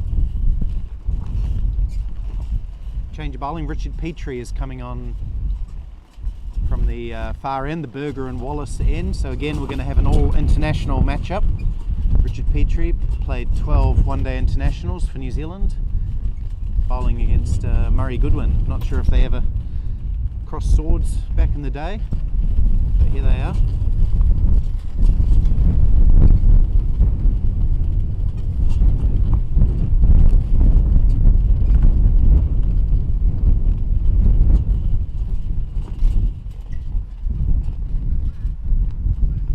Apparently Peaches is his nickname. I'm sure he's wanting to redeem himself after his batting innings. That's pushed out into the covers by Murray. Decent line and length for first ball. Good cricket all round there.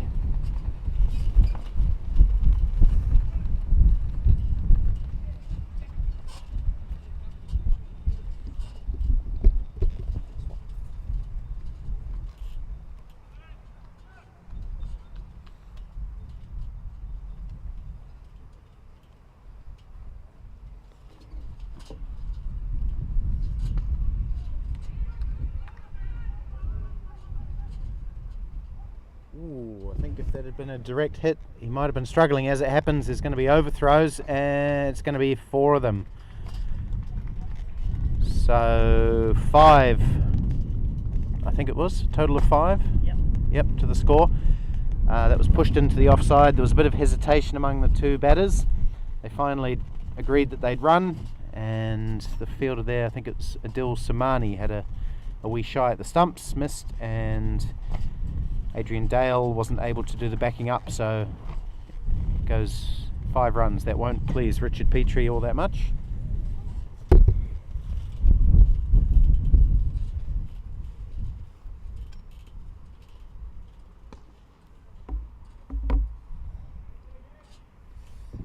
To be fair, it was a decent arm by the fielder there. That had a good shot at the stumps, just unfortunately missed it. He's probably the best fielder in the New Zealand side, Adil Samani there in the covers.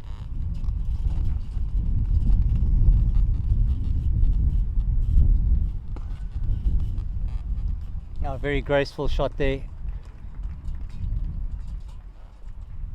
Ball just holding up that side of the field. So 2 runs to Murray. Murray Goodwin up to 29 off 32 deliveries now. He's started to unleash some of his shots. Bit of a slow start. I think he was 4 off 13, but he's played some really nice, just classical cricket shots.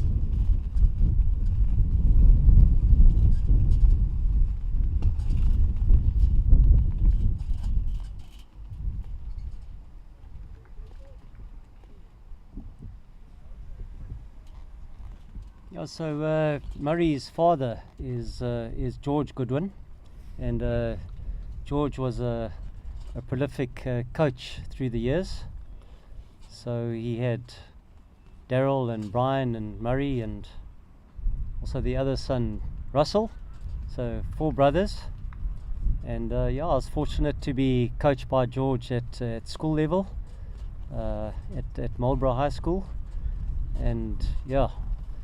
George is renowned in cricket circles, and we wish him well as well at this stage. Would he be watching today? He's not that well at the moment. I would hope that maybe he is able to, but if he's not, I'm sure definitely, supporting his boys here.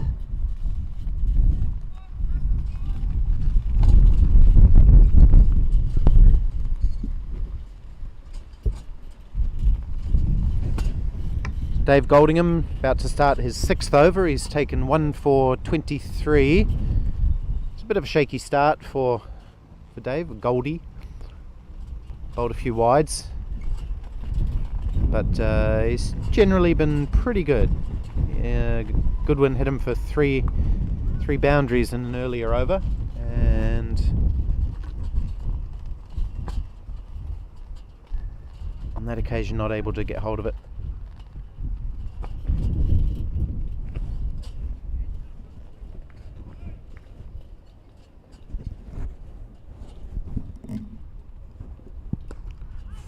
Oh, that's hit very, very firmly, and I just mentioned that Adil Samani was a good fielder. He had to be on that occasion to stop that one from flying past him, so that was firmly struck by Murray Goodwin.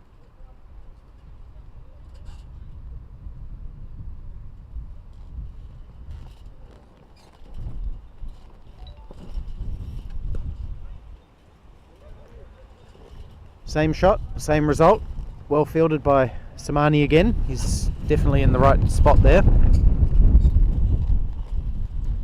Goldingham really floating the ball up there for Goodwin, who's taking the cover drive on, but not quite getting the placement right. Cuts this time, and again straight to the fielder, this time Andrew Hoare, so Goodwin not able to find the gaps.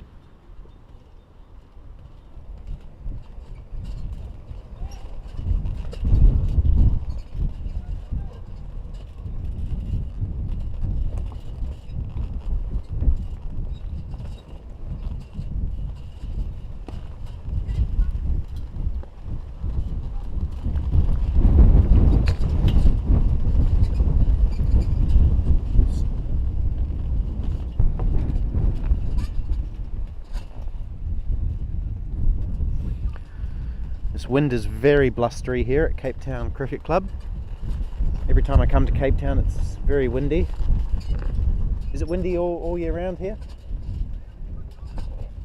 Yes, yeah, okay, yeah. Right, yeah, it's a windy town.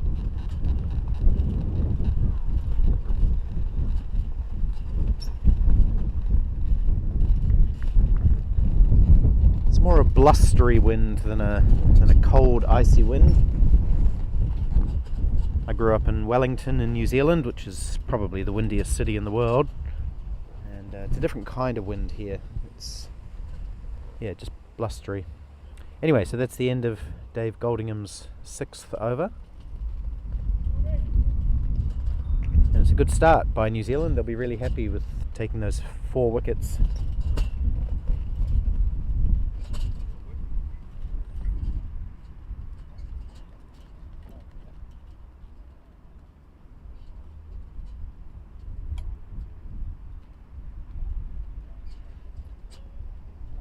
During the course of this over, we'll just have a look at what's going on around the grounds. We've got 6 games going on today.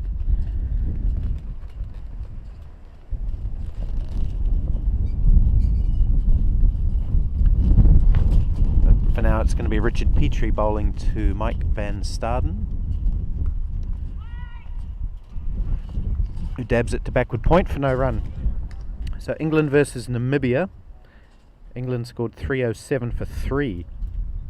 Centuries to David Snellgrove and Steve Chapman.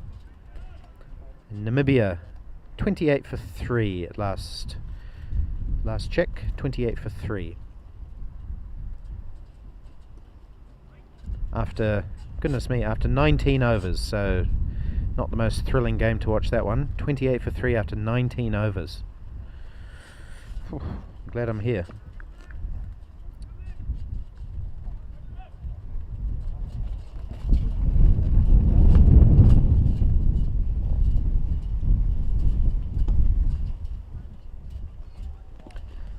Wales versus Pakistan. So Wales scored 159 for 9 in their 45 overs. Pakistan were struggling a little bit, 31 for 3 when their captain Zahoor Alahi was out. But there's been a good partnership between Asif Humayun and Muhammad Javed, and they're 115 for 3. As we see 4 runs to Mike van Staden, edging that one wide of slip. So Pakistan looking pretty good to win that game. South Africa, India, that was going to be a close one. Well, interesting one. South Africa 209 for 9. India now 90 for 3 after 23.3 overs. So still anyone's game, that one, but South Africa fighting back. Iqbal Khan, the captain, is still in. He's their big wicket.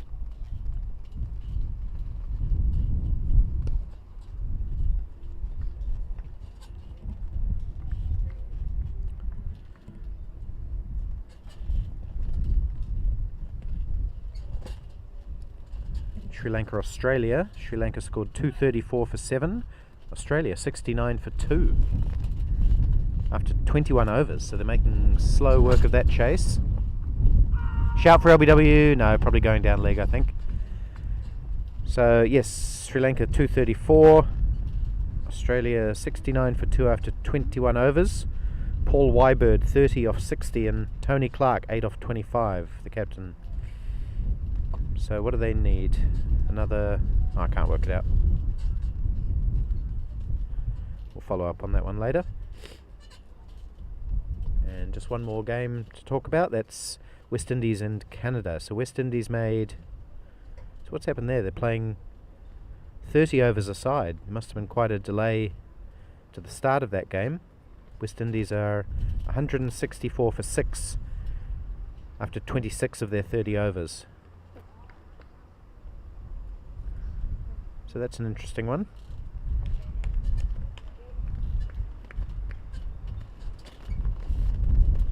Okay, John Voinovich is going to have a bowl from the commentary end. Just bowls military medium again, like a lot of the New Zealand bowlers. He's a very fit man, in good shape, John. another from Auckland. Oh, he starts with a ball down leg side, and he's very lucky to get away with that one. That was short down the leg side, and even Murray Goodwin couldn't hit that past the short fine leg.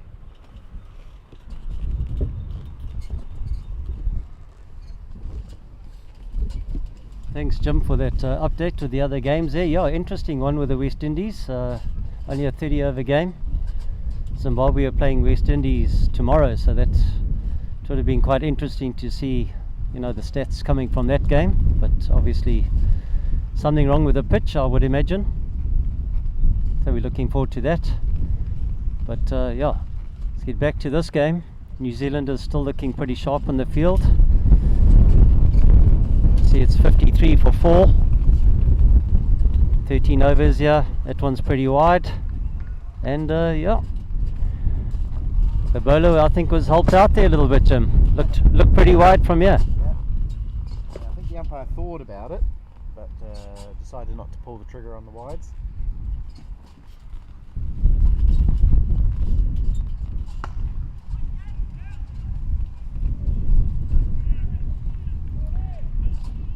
Nice shot there. It's well fielded here at mid-off.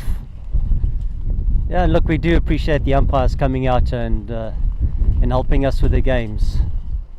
Great to have proper officials officiating the game, making sure that this World Cup is of a high standard.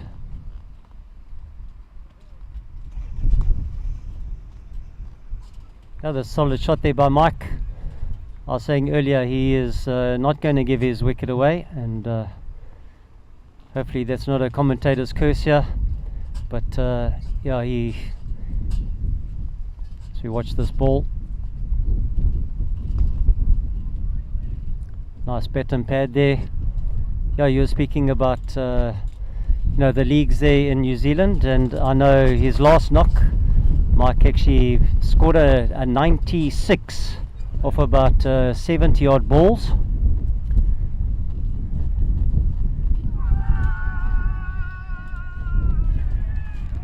No, my goodness. That is a commentator's curse. I can do it if you like. Gavin's lost for words. Just as he was extolling the virtues of Mike van Staden, he's been out. LBW is a good straight delivery from John Vojinovic, and wrapped on the pads, and Vojinovic pretty much demanded the LBW from the umpire, who acquiesced and raised the finger, and so that's the 5th wicket down for Zimbabwe. The wicket of Mike van Staden, and John Vojinovic, who's on debut for New Zealand. He's another one who takes a wicket in his first over. So congratulations to him. He'll be delighted. He actually went over to Australia earlier in the season with the New Zealand B team. It's not the second 11, that's the third team. So there's the New Zealand team, then there's New Zealand A and New Zealand B. And New Zealand A and B went to Adelaide for the Australian National Championships. John Vojinovic was in the B team. Did pretty well there, and then had a really good IPT, and then made his way into the New Zealand team. And here he is taking an international wicket on debut. So well done to him. And the new batsman is Kelly Bennett. Have you recovered, Gavin? Not really, Jim. I've just received a message on the side that I play for in Joburg. The Causa Bulldogs. One of my teammates says, Gav, you've just cursed your batter, with lots of smiley faces. So thanks, Adrian, for that. Don't appreciate those comments at this stage of the game, but yeah, we got Kelly Bennett in now, and Kelly's going to do it for the Zim guys together with Murray here.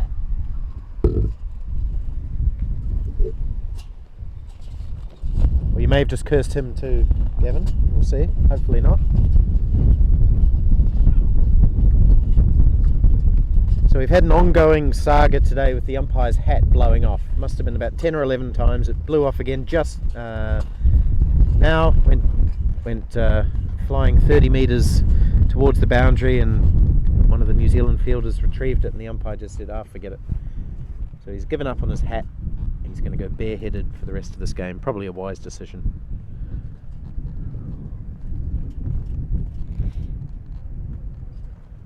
So Richard Petrie to Kelly Bennett. Bennett. Oh, all the fives. 55 for 5. So we didn't see Kelly. Did Kelly Bennett bowl? He did. He did. He bowled some off spin, didn't he? Correct. So he's an all rounder, is he? He is an all-rounder.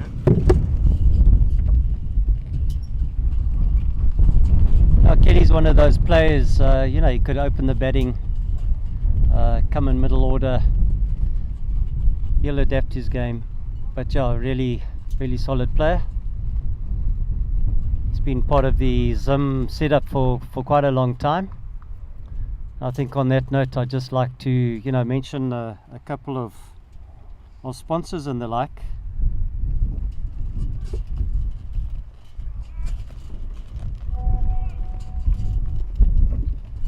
So let's watch this ball.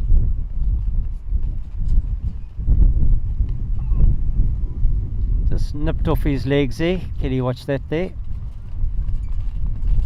Yeah, you know, so our Zimbabwe side, I'd say the majority of guys are still living in Zim. We've got a few guys that have travelled through from Australia and New Zealand, and then a couple of us that are living in South Africa. But as we get a tornado coming through our gazebo here,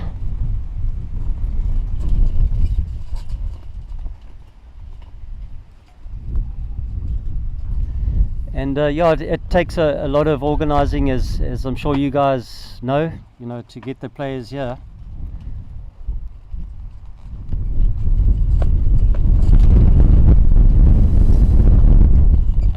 So I think the bail's just been blown off by the wind there. Dead ball. I'll wait for the end of the over to just share some of the sponsors that have helped the Zim side get you.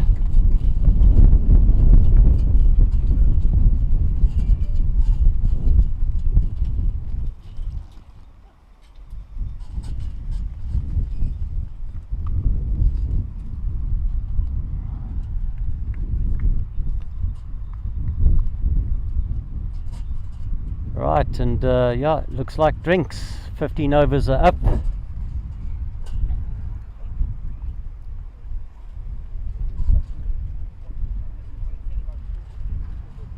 So after 15 overs, Zimbabwe are 54.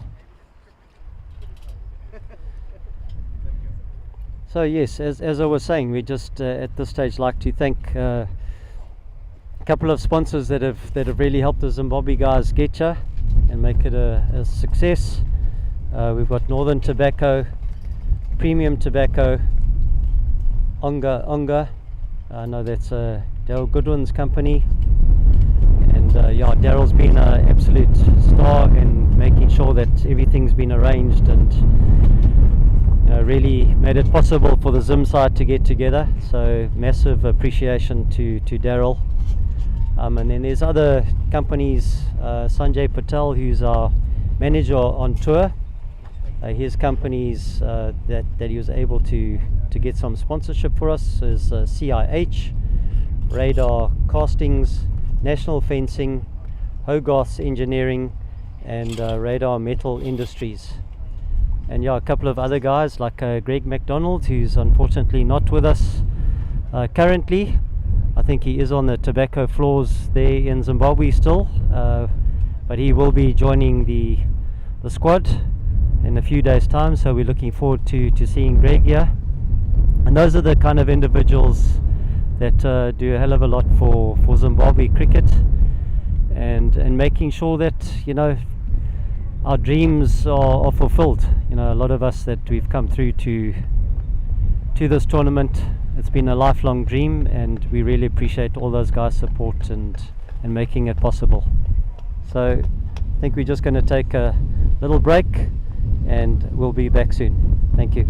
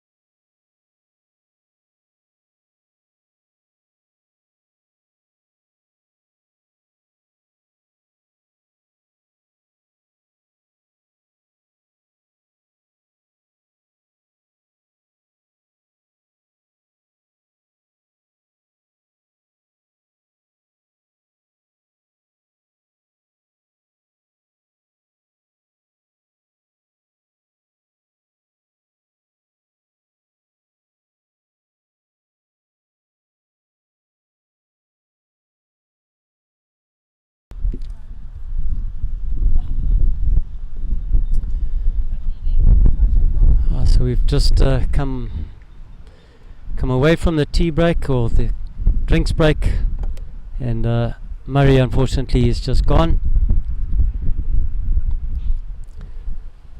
I think it was bowled there. Very unfortunate. Murray was going well there. To the stats there.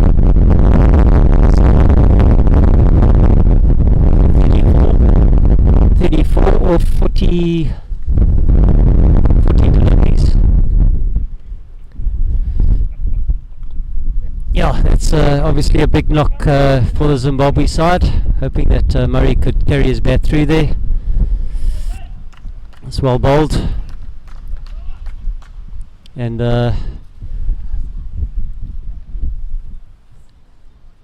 yeah, so yep. And we've now got Gavin Parker, who is come to the wicket. Number 65, who's the keeper for the Zimbabwe side.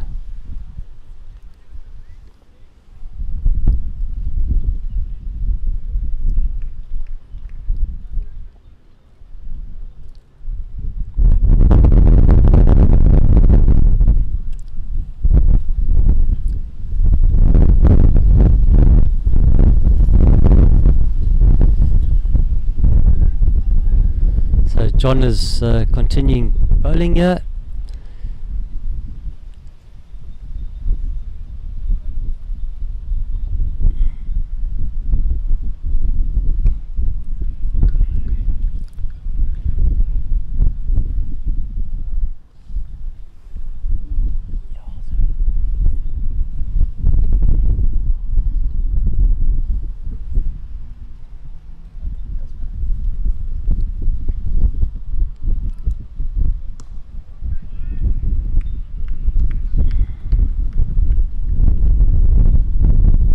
So John's got 2 wickets now.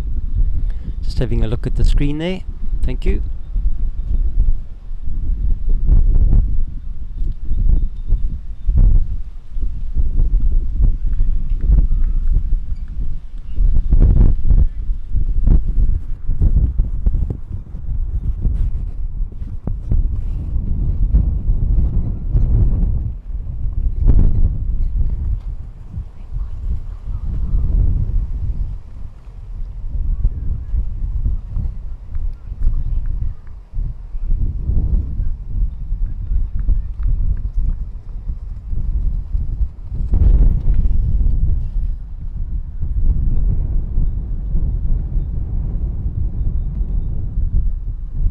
Right, so after 16 overs, Zimbabwe is 56 for 6.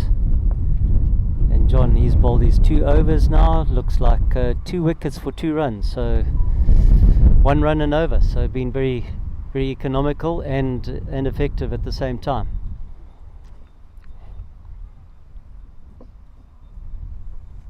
Richards continuing from the other end. And Kelly facing.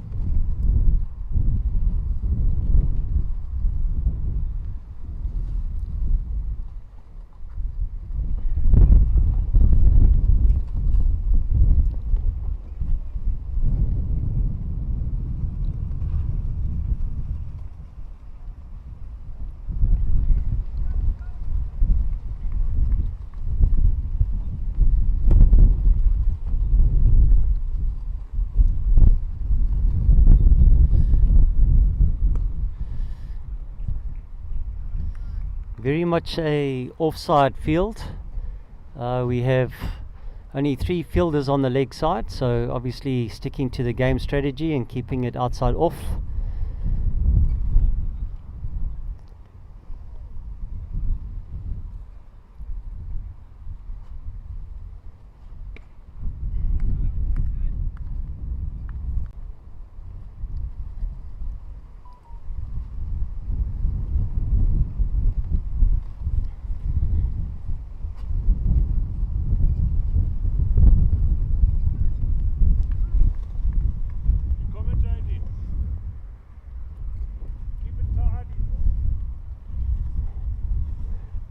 spectators walking past and saying I need to keep it tidy.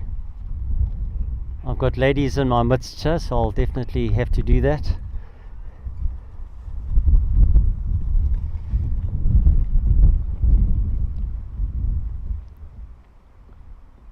Yeah, Zimbabwe guys are going to start to need to pick up the pace a bit, try and find some boundaries out there and push on from here. As I speak, Kelly goes on the pull. Doesn't quite hit it exactly where he wants, but as effective. Sort of straight back past the bowler for 2 runs. And hopefully that's a thing for, well, a shot for things to come.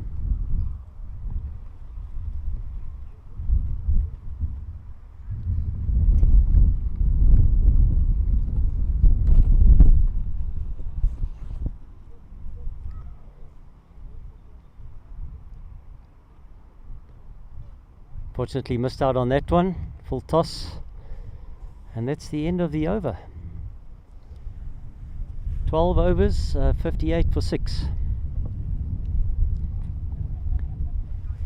Kelly and Gavin having a good chat there. Sorry, that's 17 overs. 17 overs, 58 for 6. Gavin and Kelly hopefully getting some good plans in place. Get the run rate up and get Zimbabwe off closer to that 310 that they're chasing.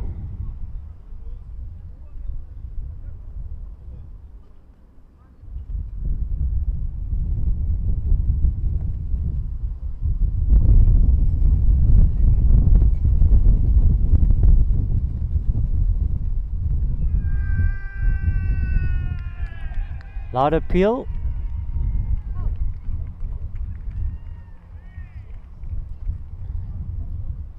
Gavin was looking to play that down leg side and given out by the umpire.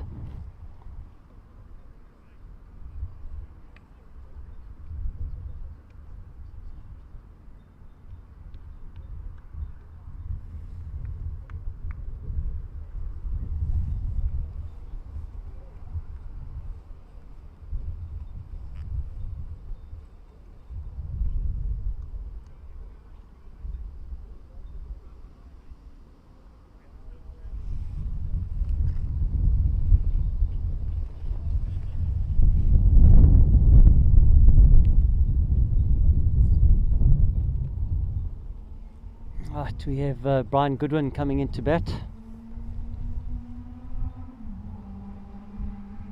Joining Kelly Bennett there. So I think that is 3 wickets for John, if I'm not mistaken, in his 3rd over. So definitely doing his job for the New Zealand side.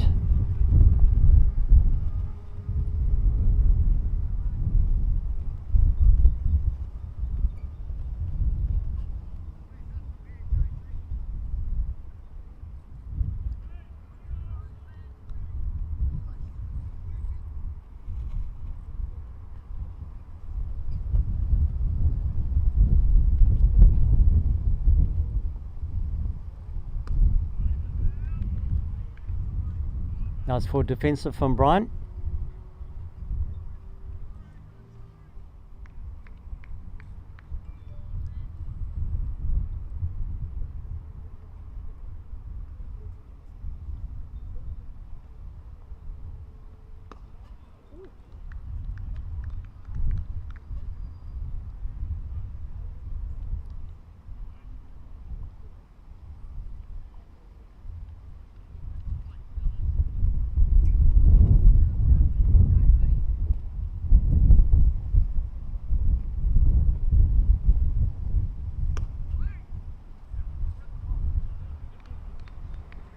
Again, another good shot. Fielded here at mid-off.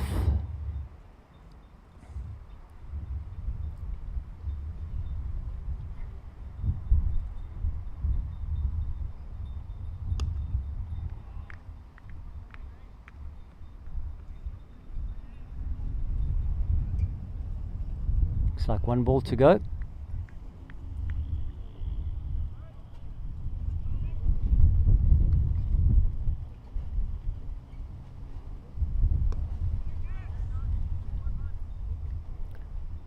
That's Brian off the mark there.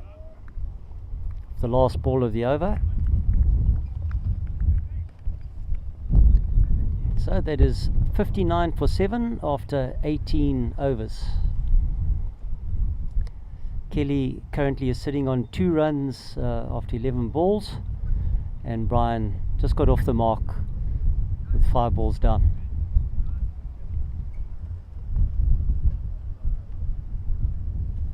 And let's have a look at John's overs there. Three wickets in his 3 overs, and only the 3 runs scored. So yeah, doing a really great job for his side. Richard to continue from the other end.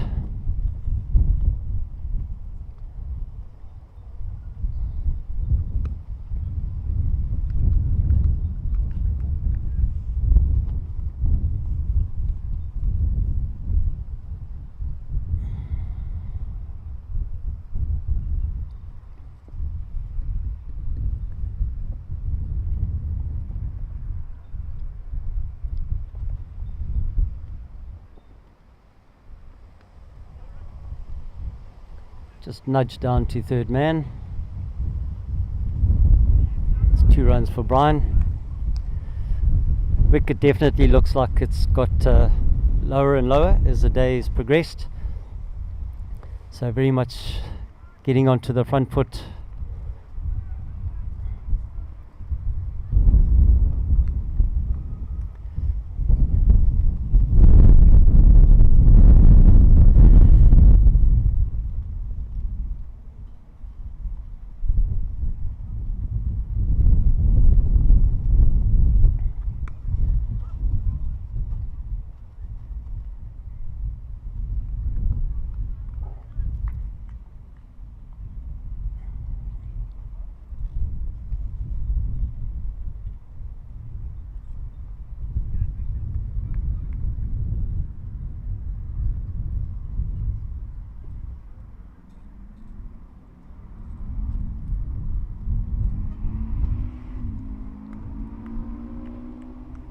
Plain miss there by Kelly.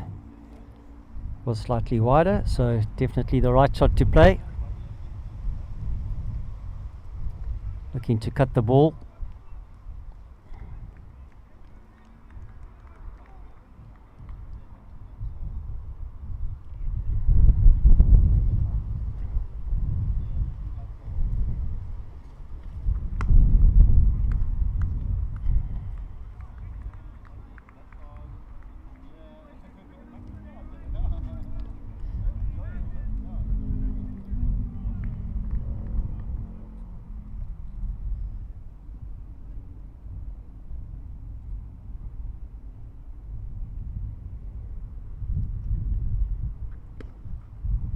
Now elegantly stroked through the covers there by Kelly Bennett. Through the covers. Fortunately that side of the field. No, it has made the boundary. So his first boundary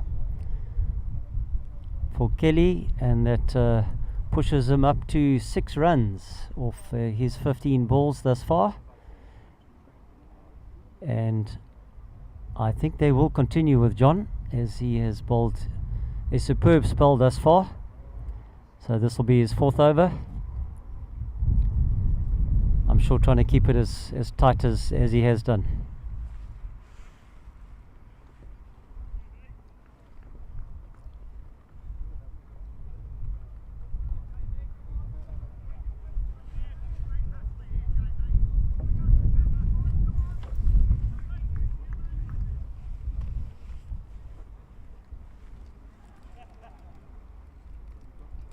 Bit of change of field here.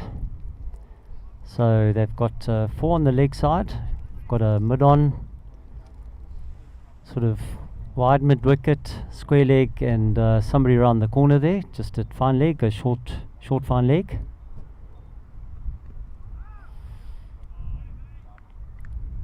And the offside sort of backward point, cover, extra cover, and mid off, and third man down on the boundary. Oh, and we have no the fielder's there. Everybody's up in the circle bar the man down at third man.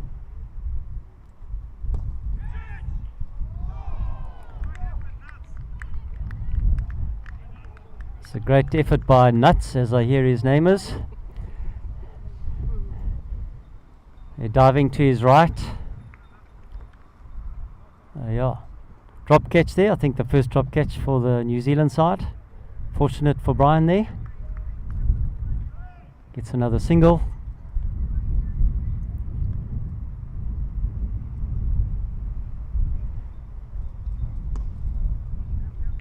Nice elegant shot again from Kelly Bennett. That's going to race to the boundary for 4. Through extra cover, all along the ground. Great technique, great result.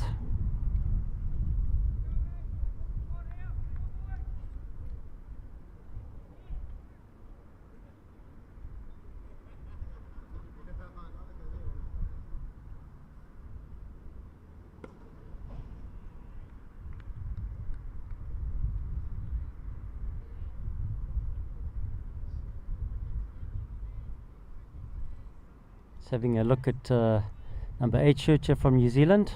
I can see why they call him Nuts. His surname is Nuttall. Another great shot there from Kelly, straight to the fielder. Number 36. Can't quite see the name on his shirt there.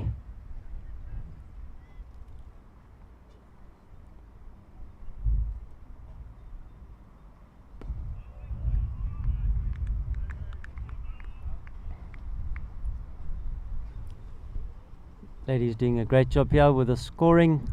That is 20 overs, and Zimbabwe are 69 for 7.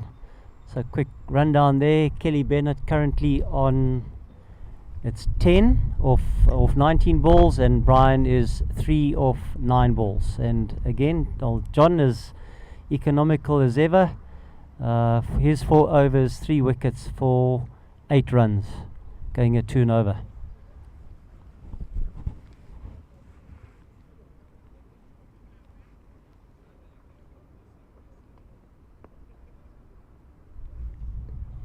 Yeah, so it looks like a change of bowling. So it looks like Mr. Nuttall, number 8.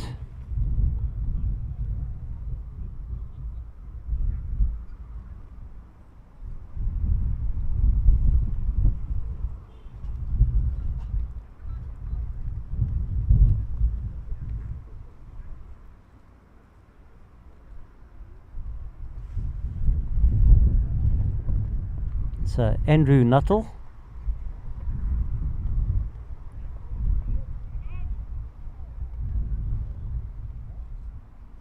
Looks like he's a left armer.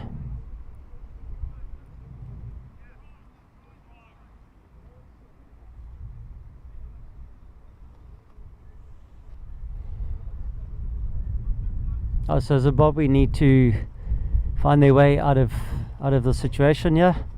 I think just get as many runs as we can, get some good batting in. It's a bit of turn there from Andrew. Just we need to bat the full 45 overs and give ourselves a chance.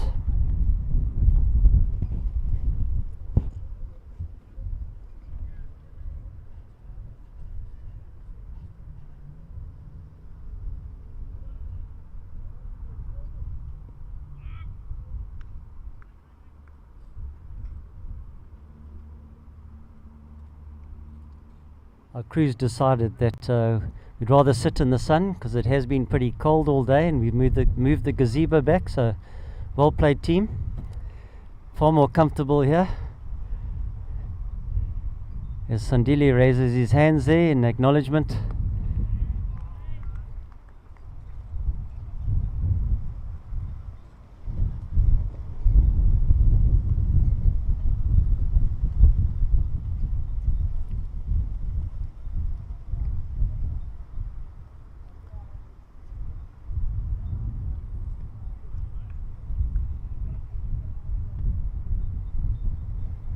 As I was referring to earlier, as you can see, when he's bowling, it is staying pretty low. So yeah, good time for spinners to come on and just keep the accuracy.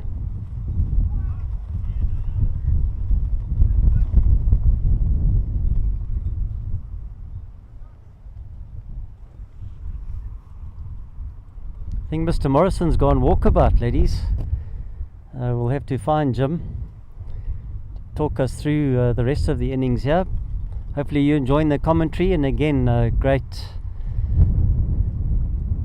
Oh, went on the sweep, well forward. Yeah, we'd just like to thank Evergreen once again for being the headline sponsor of the tournament, and all the co-sponsors such as Devil's Peak, Vitamin Water, keeping the guys hydrated and making sure that all the guys are well catered for here at the World Cup in Cape Town. This is the first day, so I'm sure there's going to be some great cricket to come. Fortunately, I don't have my phone with me, so I can't check the other scores unless you ladies want to try and have a look, if possible.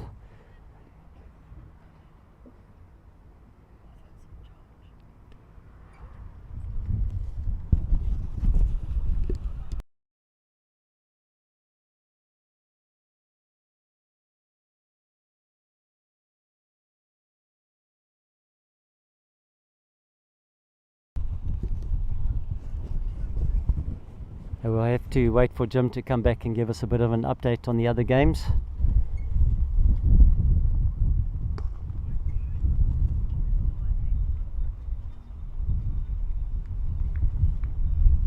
John's giving nothing away here. Guys are getting closer and closer, obviously trying to save or keep the singles down, making it difficult for the Zimbabwean guys to get the runs, but Kelly is able to nudge that one down to third man, another single to his name.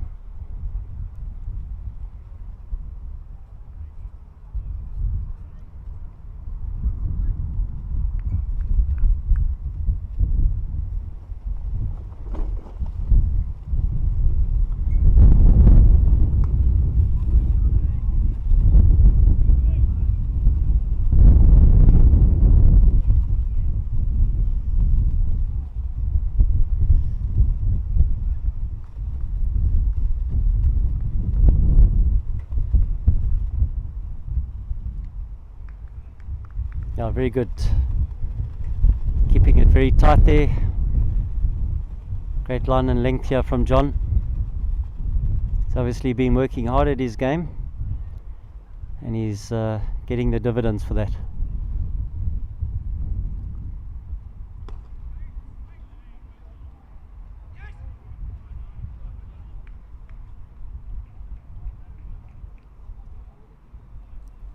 Right, another single to Brian there. That takes Brian to 4 runs off, I think it's 18 balls. Kelly 13 off 22, and John is 5 overs, 3 for 12.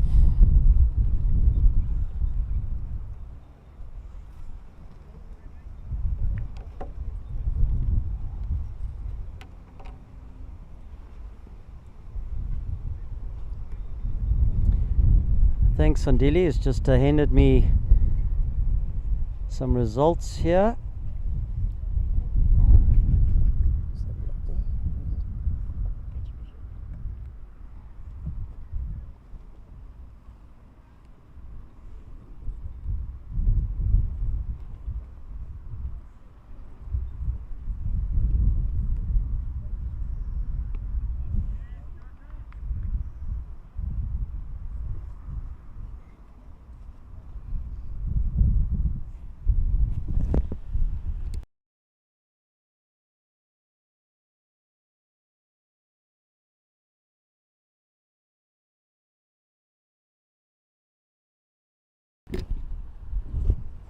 Okay, yeah, thanks Sandile. Just having a look at the other games. As mentioned earlier, South Africa 209 for 9, and India are currently 90 for 3 after 24 overs.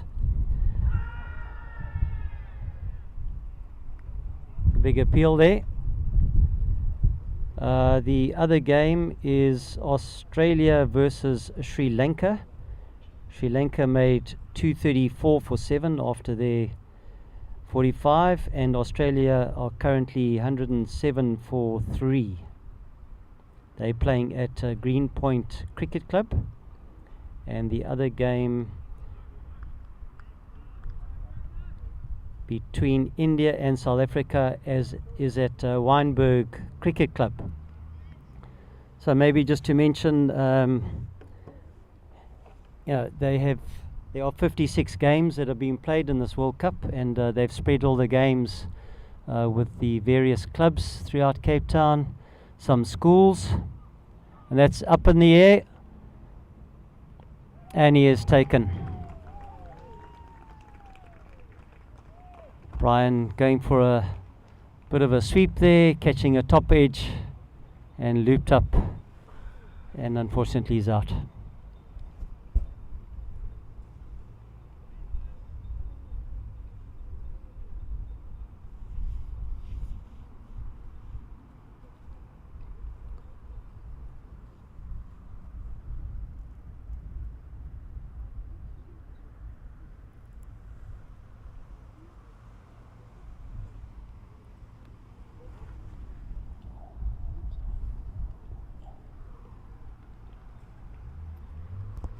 So that's a wicket for Andrew Nuttall.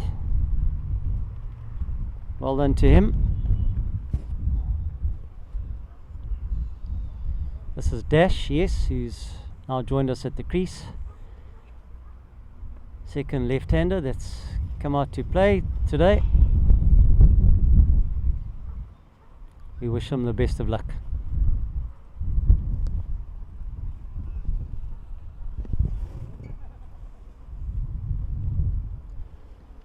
Currently Zimbabwe are 73 for 8, with Dash and Kelly out in the crease at the moment.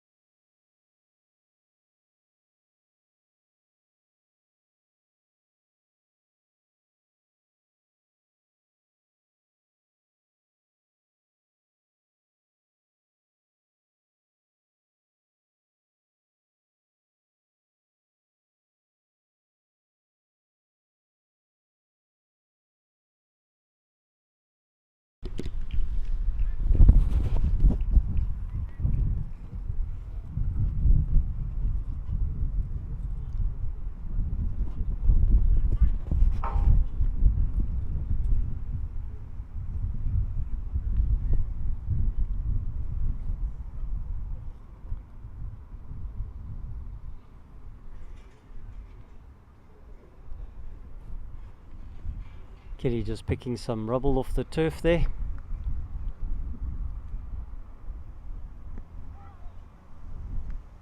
So yeah, change in bowling.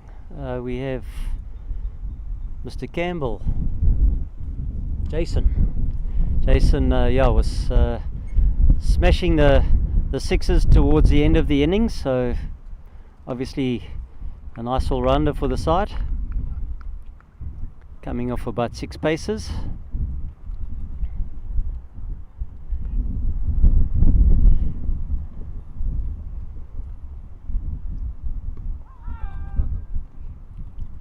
I agree with you, definitely not out, ladies.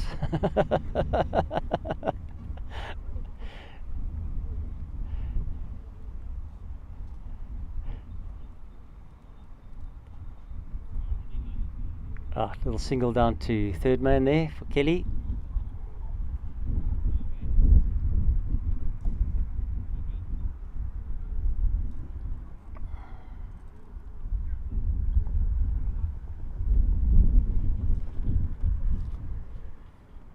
Dash has faced the one ball thus far.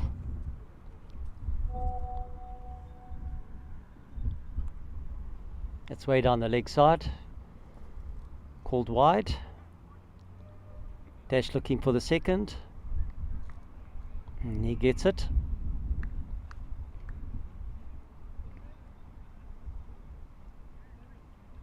Umpire makes sure that the score is set. We have the ladies manning the scoreboard here on digital, and we have Sanjay Patel as our, and that's a nicely struck boundary by Kelly Bennett, straight past the bowler for lovely 4 runs. Yeah, so Sanjay Patel, our manager, the Zimbabwe manager, is actually scoring the old-fashioned way in the scorebook. So I'm sure we'll be talking about that at the team chat afterwards this evening. But yeah, thank you to Sanjay again for all his efforts and keeping the score for our side.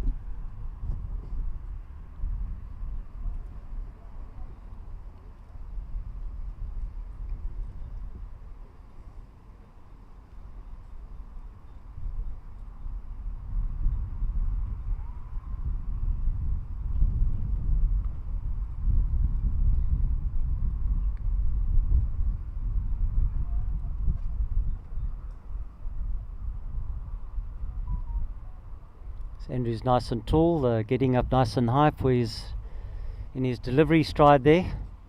He's got good control.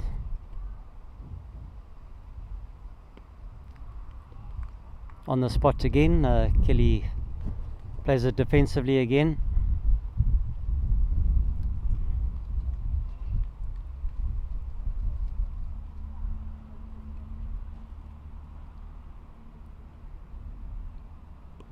Kelly looks to come down the wicket and then decides to play it defensively as opposed to going over the top.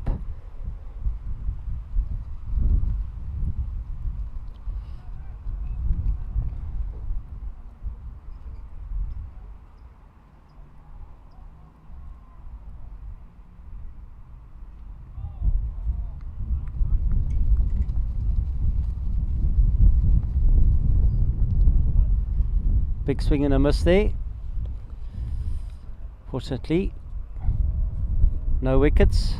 Kelly to face another ball.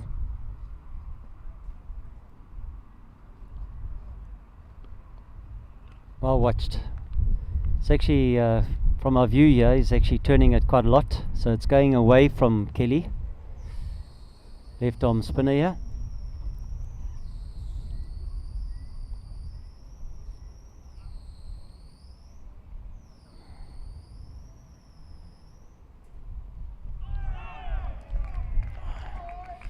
Comes down the wicket, well bowled and great stumping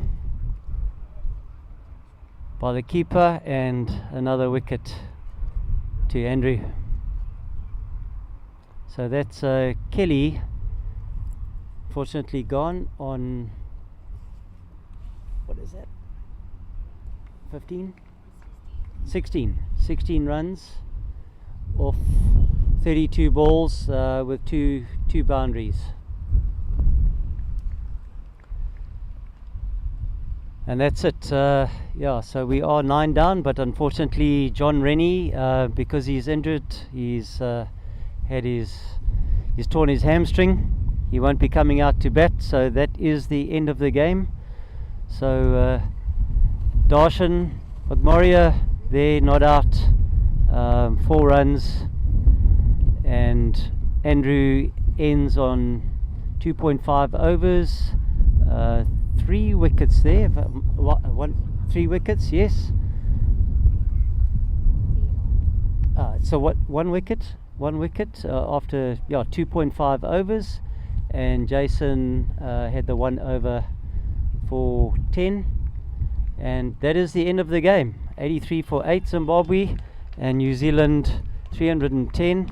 So well done to New Zealand, great start for them, and we wish them all the best, and we wish Zimbabwe also a great tournament going forward. Thank you very much.